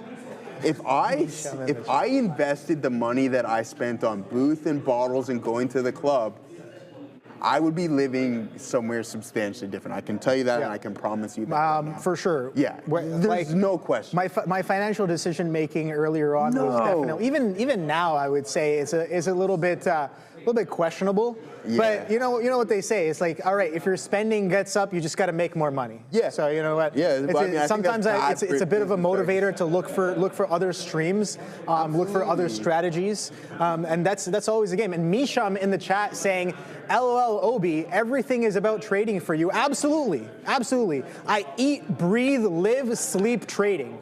Good luck finding somebody else who's like that. I'm looking for people like that. No, but listen. I know a few people, but they come dime a dozen, dude. Obi, listen, this is a PvP game, right? Oh, 100%. All right, so in any form of sport, it's funny. If someone, like, if I knew anybody, it's like, hey, I happen to know this person, I play them in something, and they're out partying the weekend before, they're up late, they're doing whatever. Essentially, I'm already in the mindset you stand no chance against me. Why? Because I'm out running, I'm out hitting the gym, I'm out practicing. So again, it depends. You can live that balanced lifestyle, absolutely, but the diehards are the ones who you see kind of just continuously take that next step. Norm, I'm not calling myself one of those whatsoever. No, it's about like you got to be like this is a very professional field, right? You have to be like a professional athlete. You have to think show about up. what the next guy is doing. Every day is game day. It's like if you're exactly every day is game day. So it's like you have to show up. If you're not showing up, if you're kind of like willy-nilly about it, you're not going to last very long. No, right? you're not. It's like, come on, you got to be. I was. It's funny. I was talking to my dad about this as well. He's like, oh, you know, how's business going and stuff. And I'm just like, you know, it's okay. It's all right. You know, day trading is a work in progress. The swings are nice. There's other businesses that I have, you know, that help me along the way as well. Those are working absolutely fine as well. So I'm just like, okay, well, you know, sometimes, and he's a businessman as well. So I'm just like, sometimes trading can be pretty rough. You have to be able to take hits day after day and be able to get back up, right? Who's capable of taking hits every day and getting back up? It's definitely hard. It's a learned skill, and there are days where I feel defeated, for sure. 100%. But at the end of the day, I know tomorrow's another day. Tomorrow, like, the market's still open, and I still believe in myself and believe in my ability to perform. Yeah. At the end of the day, if you do not have that belief in yourself, why are you here? Yeah. Because you are facing some of the best athletes in the world, right? So you got to show up. What's up, Jimmy? Anyways. What's up, BMU? What's up, lads? Obi will be on Blue Ocean tonight saying control all escape. Yeah, No, maybe. there's no I'm Blue always Ocean. watching. I'm There is no Blue observing. Ocean I'm watching. There's no Blue Ocean tonight because it is Blue a Ocean. Thursday night. Maybe that's the joke. But Friday night. But Wow, you're trading. Ramin's just like, oh my God. So Sunday opens at 8 p.m. 8 p.m. Sunday, it opens up. And then Blue Ocean was open last night as well. So if you were there for Apple earnings day one, nothing happened. trade I was anything there. on Blue Ocean I last looked night? at it. Nothing happened. No, I didn't see anything. I didn't see anything happen. So it's a lot of being there and sitting on your hands. Yep. Right. So funny enough, I've been going down this whole like Jesse Livermore kind of rabbit hole. Another thing that he says, most of the money is made sitting on your hands. Most of the money is kept sitting on your hands, right?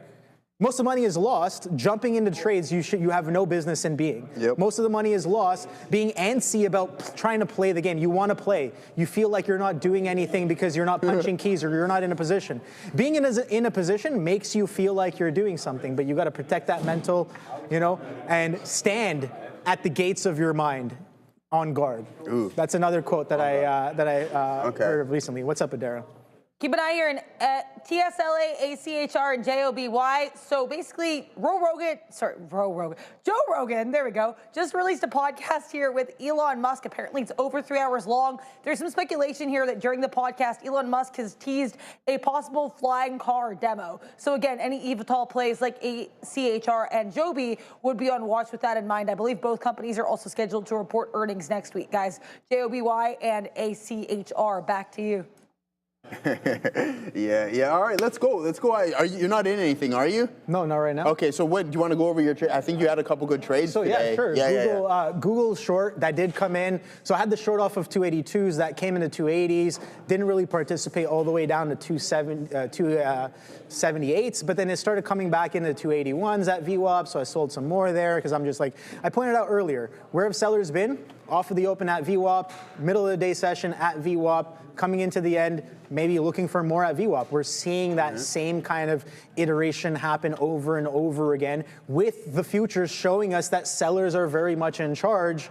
So yeah, maybe I want to get with the trend and participate in that selling as well. But the stuff that's going sideways, maybe not too crazy. Google, technically, yeah, we're going sideways here. We already got a beautiful reversion back to and through VWAP. I had that in the morning session here, 277s. Sold at 279s, but that pushed all the way into 282s. So a bit of a miss on that part, but we talked about this before. When you're in a good trade, the likelihood of you capturing that whole leg is a little bit slim. But catching the meat of the move, and not really worrying too much about the bottom eighth and the top eighth. Another Jesse Livermore quote there. No business messing with those top and bottom eighths. You know what that is, right? What? I'm pretty sure that's a baseball reference. Eighth? No. Maybe it's a baseball reference, but it's a stock reference because things used to trade in fractions, not decimals. Okay, so it was when things were still traded in fractions. They would trade in eighths. Yeah. I still like to use eighths as a measurement when I'm trading as well. That's crazy. That's hella American, isn't it? Maybe, yeah. I mean, it is the American markets that we're trading. Where else would I want to be? Enough. Maybe all over the place, but. You know what? So in my long term, I'm like, hey, okay, I don't have to buy full shares anymore. I just realized this a couple months ago. Oh, partial shares. Yeah, you can grab. Yeah. I like that. And I'm like, hey, okay, maybe I should start doing this more often. So it's just fixed dollar amount. They give you whatever it is, and then bang, bang, bang. We like that. So yeah, a little slow to that one. So shout out to Joe. We'll slap the fail on that, just because. Slow. I know a lot of guys were making fun of my helmet this morning. Say I was riding. Why? To say I was riding the short bus and stuff like that. So, I mean, by all means, man, to each their own. It's comical. We can take a joke around here. Yeah. But guys, there it is. Short on the TQs, moves lower. We weren't that heavy on this one. Now we've added a little bit here to this IBIT. I got my triangle formation that I usually typically go with. So you start really small. We tried that long, get stopped out. Try again, but just small size, just in case they were going for an additional fake out, and the prints that I was looking at weren't necessarily going to work. We add a little bit more, starts working in our favor, we're going to add a little bit more. So if this 61.98 resistance is snapped, then we'll get into full size. Right now, I'm only in half the size that I want, and if it does and the volume picks up and we get that move back towards the volume weighted average price, I think we're going to be doing just fine. So yeah, there's that. Joe, you were just saying the wrong custom. What do you mean, my friend? I don't know what that means. Obi about to pick up. What? I just read that. About to pick up an eighth for the weekend. No, he's already got that. He's already saying Obi's about to pick up an eighth for the weekend. That's already locked in. That's already locked in there. Market with the bounce. Prior bar break on the 15-minute. First green bar. I don't know. Looking for bids. Yeah. A nice little bounce there in the overall market. Palantir off of those lows, which is pretty good too. We like that. IONQ, some of the quantum names, still holding up pretty well. I guess they didn't sell as aggressively as the overall market. That's just a signal of strength. But there it goes Bitcoin. Maybe we dabble a little bit more. The thing is, though, I'm buying the top end of the range, and that's always not the best idea, especially when the momentum is to the downside. But I liked our strength in the opening drive. You can see that through here. We took a couple at-bats there. Boom, boom, strikeout. And then essentially this is going to be our home run ball right there, because we were red before this. 0 for 2 on that, and then that put us substantially green, so we like that there. But then we gave a little bit back. Oh, also I went for the reload, and that's when I gave up the majority of the unrealized. So again, see, about half of what I had there locked in, I did give back up on the unrealized, but that's okay. We're gonna wait for this to go back into the volume weighted average price. That's going to be approximately a third. That's not cool, man.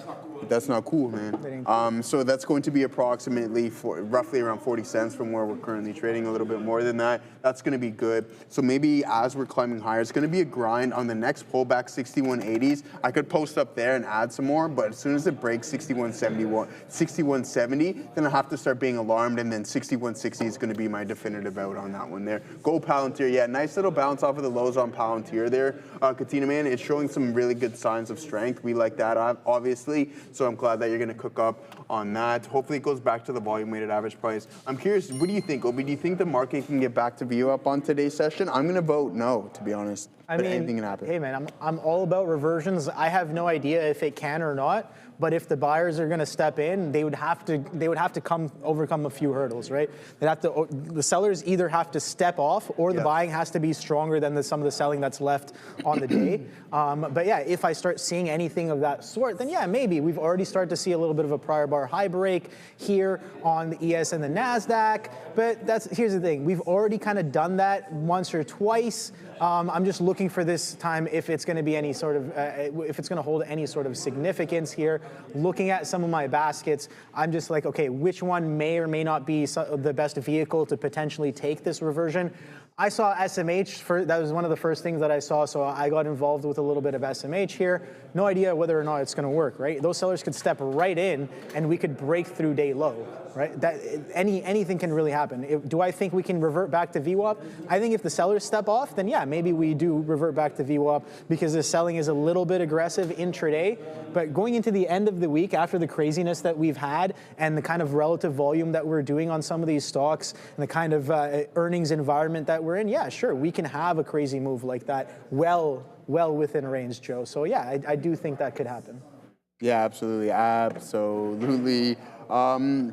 All right, guys, we're still sitting in this here. It's holding up relatively well, but I mentioned some of the resistance zones that we got to keep an eye out on, around 61.95. You're long SMH there, Obi. That's not too bad. So there's that stop out earlier, aggressive move to the downside. Should have been out of that substantially earlier, but I'm like, you know what? Let's give it a little bit more room considering how small we were. And then I'm just like, yeah, no. And then it just tanks an additional 10 or 30 cents from that point roughly. So you don't want to be involved in that whatsoever. You got to get out when you're supposed to get out. So that rule was followed. We're more than accepting of that.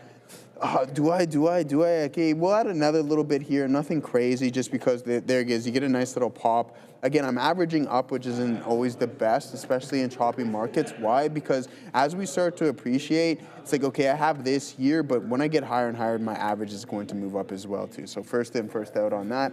NVDA is still holding off around those lows. Inverted hammer print there. Breakdown why specifically I was long. Was this. So we have these indecision candles here. I'm like, okay, I like this. Kind of this wick forming around the lows, that base being held at the majority of this gap being filled. Now it's just this resistance zone that we need, or support that can act as possible resistance that we need to keep an eye out on. So yeah, we got that. Anything specific? I know someone mentioned SoFi, they kind of spammed the chat about it. Just following the overall market, you're going to get that pullback. Has that downtrend snapped? Yeah, you get a 5-minute open above that, so maybe you're going to get that move there. Amazon's still holding up half decently, which I think is good. So I'm not going to call it relative strength or anything. It's just not tanking with the overall market. Did it give back a lot of its move? It's funny. So I'm like, you know what? I often trade earnings when I'm at home, and I'm like, you know what? I like Amazon here. It has a chance to move. And then I'm like punching my key, and it's not working. I got frustrated. I'm like, all right, never mind this. And I was tired at the time too, so I'm like, let me go close my eyes. Sure enough, come back and it climbs up to 255. And I'm like, I knew that was gonna happen. So, oh well, trading life, it's how it goes, Obi. Q's looking like they want to head back towards the south side once again, guys. So not too good of a look there as the aggressive selling is continuously picking up. Let's take a look at it from a daily perspective to see what we got going on. And on the grand scheme of things, it ain't much, right? It's not much whatsoever. I mean, we haven't even broke yesterday's lows. But at this pace, we might. Anything can happen. Nice inverted print at those highs. Keep an eye out on that. And once again, bang. We'll move a lot of these trend lines here, Obi, to see what we got going on. A lot of fluctuation going on over here on IBIT. So yeah, there it is. Boom. Not too bad. If it cracks that 65.20, I wouldn't be surprised if some of these gaps start to get filled. At what point do I think this is overextension? I would say probably after this. I think we're getting slightly overextended there. But again, what do I know? I just try to trade off the price action and make a couple dollars, my friend. Yes, sir. I mean, that's all we can do, right? We got to do our best to kind of listen to what the price action is doing, and then be nimble as well. Like we could hear the price action wrong more often than you think. I hear it wrong all the time, right?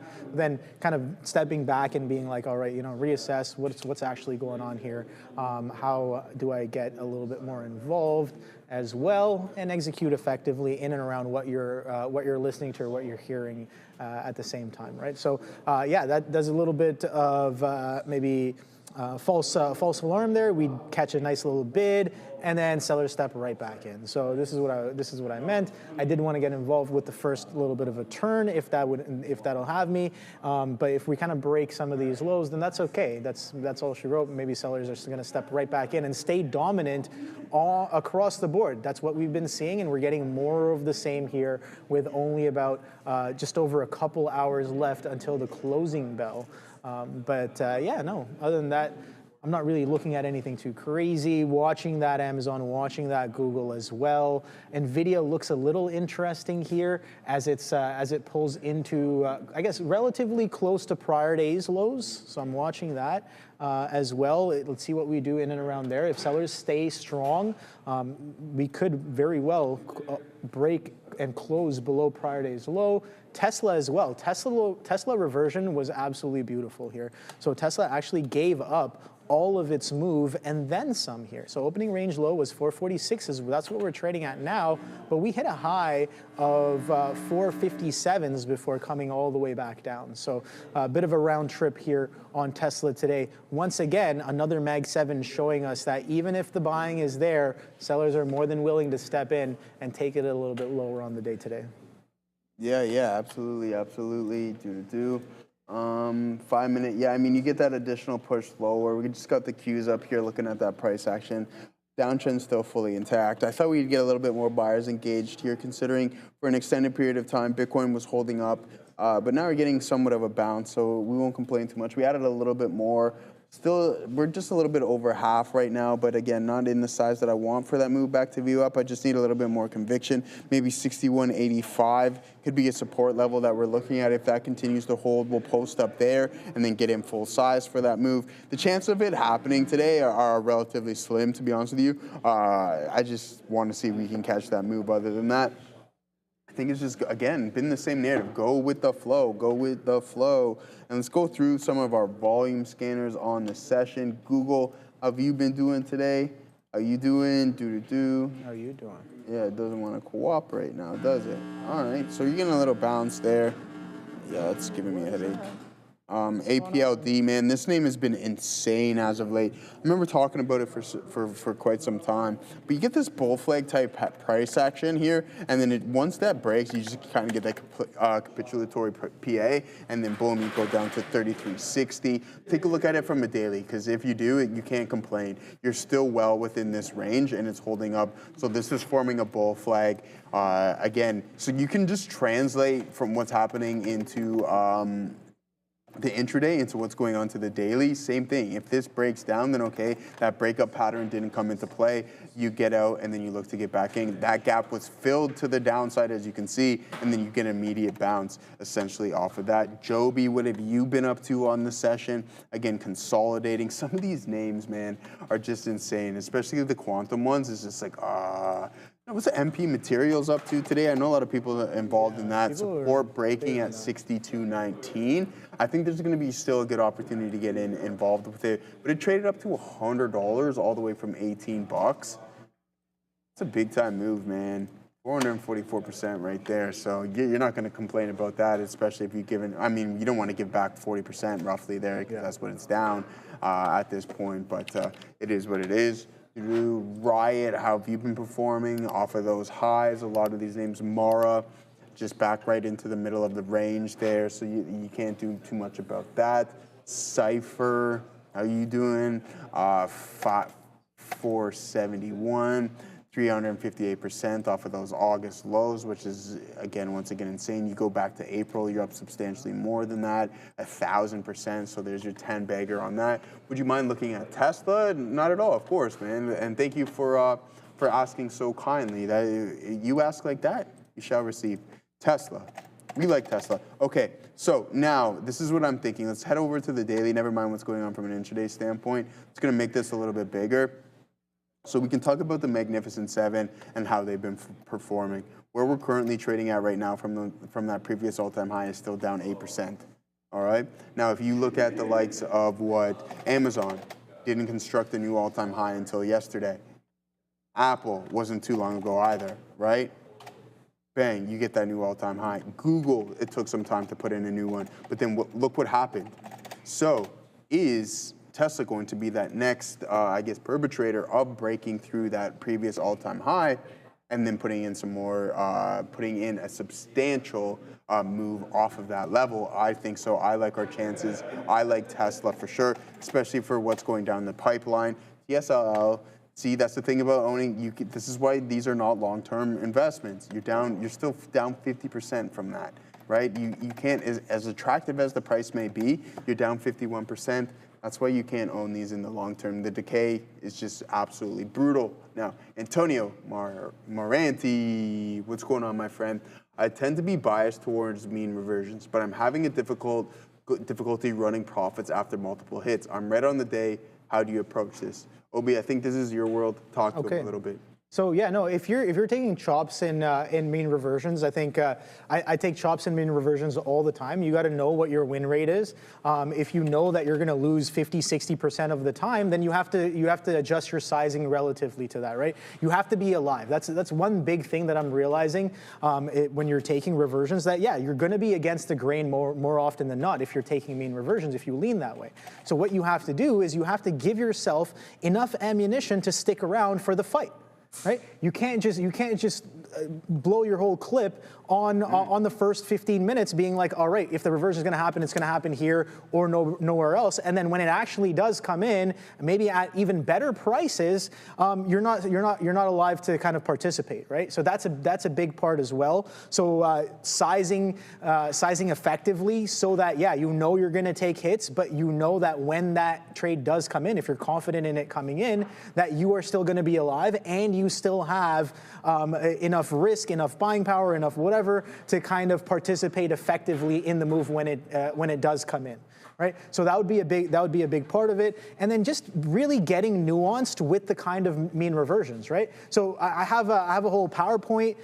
You can have a playbook or whatever. It's just like just copy and paste all the best reversions that you think happen, and take a look at them. Spend a Sunday, spend a couple of hours, look at all of the reversions and see which ones were clean, which ones had stories, which ones had catalysts, which ones were technical, what was the percent move. Take a look at ATR. Average true range is a great tool to use for measuring distances and length that price action travels, right? So using ATR to your advantage, getting hit and getting chopped up is part of the game. Survivability and how you can survive while getting chopped up and still be alive enough to fight the fight when it does come into your favor. That's the question you got to be asking yourself, how you do that. All right, guys, new traders, listen up. First month free. That's right.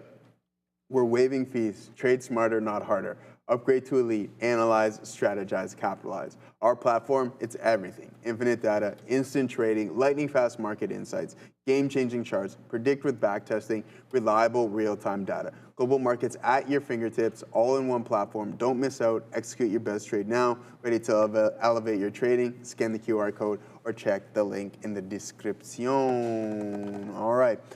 Do you want to continue there, Obi, or no, you're good? All right, cool. Let's pull up Meta here. I mean, we had the report, some good stuff. One-off tax fee, that's fine. I think CapEx increasing as well too.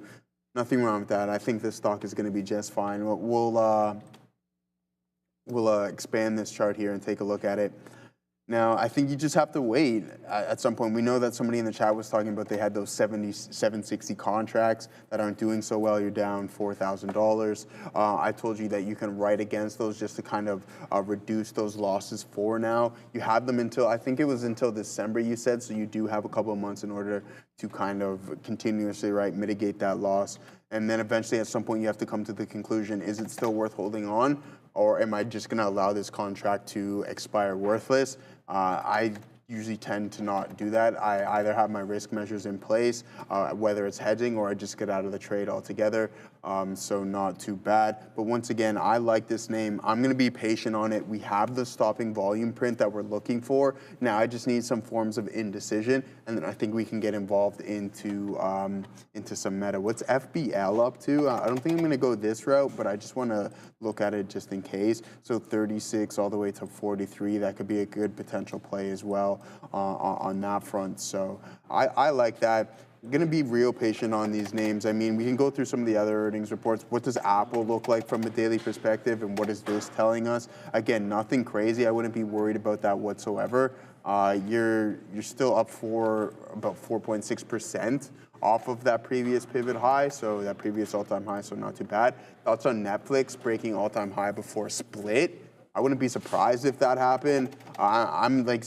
I remember a while ago during the earnings report that the CEO said that they wanted to become $1 trillion company. And I think Katina Man mentioned it. I mentioned it as well, too. I think it'd be significantly easier if you get more retail involved. I mean, it's not going to change anything, but going from a $1,300 stock to a $130 stock is substantially different. You get more hands involved and more investors like myself who have been on the sidelines looking to get involved into some Netflix. So yeah, you are through some support levels, but at the end of the day, these guys are striking big deals. WWE, everything along the lines is going pretty good. What they have in the pipeline, I'm not overly enthused about. I know that the trailer for Stranger Things came out earlier today, the final season. Watched that, wasn't too bad. But that's not going to be anything that is going to change my mind to be like, hey, I need to get involved in some Netflix.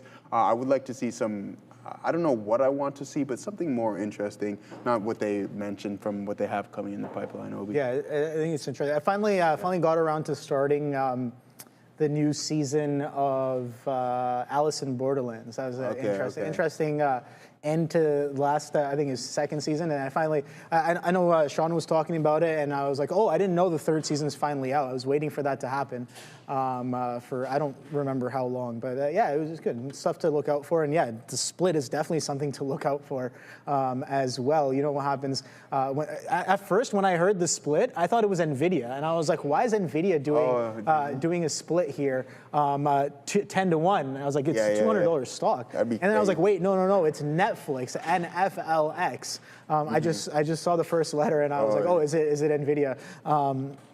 But yeah, no, that's going to be solid here. So market's coming in with a little bit of a bounce. So we got that first green candle here on the 15-minute. We get that second green candle now. So I've been kind of playing with this SMH here and kind of trying to stay out of trouble as it pulled back. I was like, real risk is to the low. That was almost $2 away, $1.50 away. So again, I'm playing the reversion, and I knew that this is likely to, like, if I'm risking down to 260s and I'm buying 262s, I can't risk full size right away.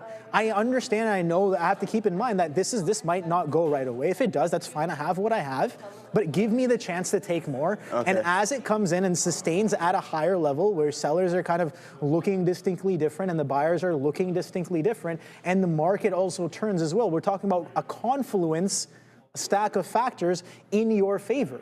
And yeah, this thing is starting to work now. VWAP is all the way up at 364s. Don't know if we're going to get there, but if this market strength shows up and we get to VWAP, you were asking me this earlier. If the buyers do show up, I think well within range to get to VWAP. That's what we're attempting right now. I don't have a VWAP here on my Nasdaq just yet, but just giving it an eyeball, where could VWAP be? I would say it's probably in and around this area here. Can we trickle up a little bit more? I don't have a VWAP on my chart, but I'm sure I can throw one up in here and then take a look at this one. But 26,000 looking pretty nice as a bit of a magnet as it pulls back up. So reverting, yes, we're seeing the initial signs of a potential reversion as the bid steps right back in, but this is looking absolutely beautiful. We talked about the prior bar break on the 15-minute when it first came in. It was a little bit choppy, but we held higher lows. That's what you want to see. You want to see that bar break happen, and then you want to see buyers confluence with the tape, confluence with market tailwind as well, and the reversion immediately has a higher probability of potentially coming in, and you saw this happen right here, live on SMH. So there it is. Oh, I know I don't take very many trades, but that's just because I talked to you guys about this before. I'm doing my best, and sometimes I falter. I fall into this, but it's a process. It'll take time. I'm doing my best not to get involved in trades that I think are C setups. They could work. They could not work. Doesn't matter to me. If I think it's a C setup, then I'm trying my best not to get involved and not participating in anything that moves. Anything that's shiny, sure, it looks pretty, but is it really meaningful? Is it worth my time? That's the real question. Otherwise, I'd be chasing anything and everything that moves, right? So that's not the case. You don't want to be chasing him. What's Palantir doing there, Katina man? $2. PLTR. Where are you going for the game tonight, Katina man? Where are you going for the game tonight? Where am I going? Yeah. Probably my house. Yeah, right. Actually, you gonna watch it at home? No, all right. There's nothing wrong with that, man. I'm in that boat as well too. Same thing. It's either Jack's or home. Yeah. I prefer home. I know friends. Yeah, same. So it's so this is how it goes, man. This is how it goes. But no, in all seriousness, there it is, guys. We're getting a little bit of a move here on IBIT. You can see the multiple ads. But again, I'm not in full position in one click. I had to just kind of divide it up. Looking for that slow grind back towards VWAP, I think is what the, obviously, I think it is the objective of that specific trade. Let's see if we get there. 62.20s, maybe we piece a little bit off, and then 62.30s, we're going to start to take a little bit more off there to see if we can get that move. Oh, all right, so there you go. That's some good stuff. But it's a steady grind. I wouldn't be surprised if we get one candle that just flushes down 10, 15 cents, and then you can continue get that move higher. Nice grab on Palantir, though, Katina. There's a lot of indecision prints there that say, hey, it's going to rebound. If any name that I'm looking at right now is going to head back towards the volume-weighted average price, it's most definitely Palantir. Amazon is relatively close, but it's just moving sideways at this point. A couple solid upticks, you can get to that level, but Palantir looking pretty good. I like it. So this is where we're rejecting right now. I want to point this out for you guys. This is why it's important to do so. Sometimes I get too lax on not drawing the most basic support and resistance and the most basic trend lines. It's extremely important to do so, I think, especially from an intraday trading standpoint, because that's what I think Katina Man mentioned. He's just a support and resistance trader at the end of the day. So yeah, you got to point out some of these solid levels. Pardon me?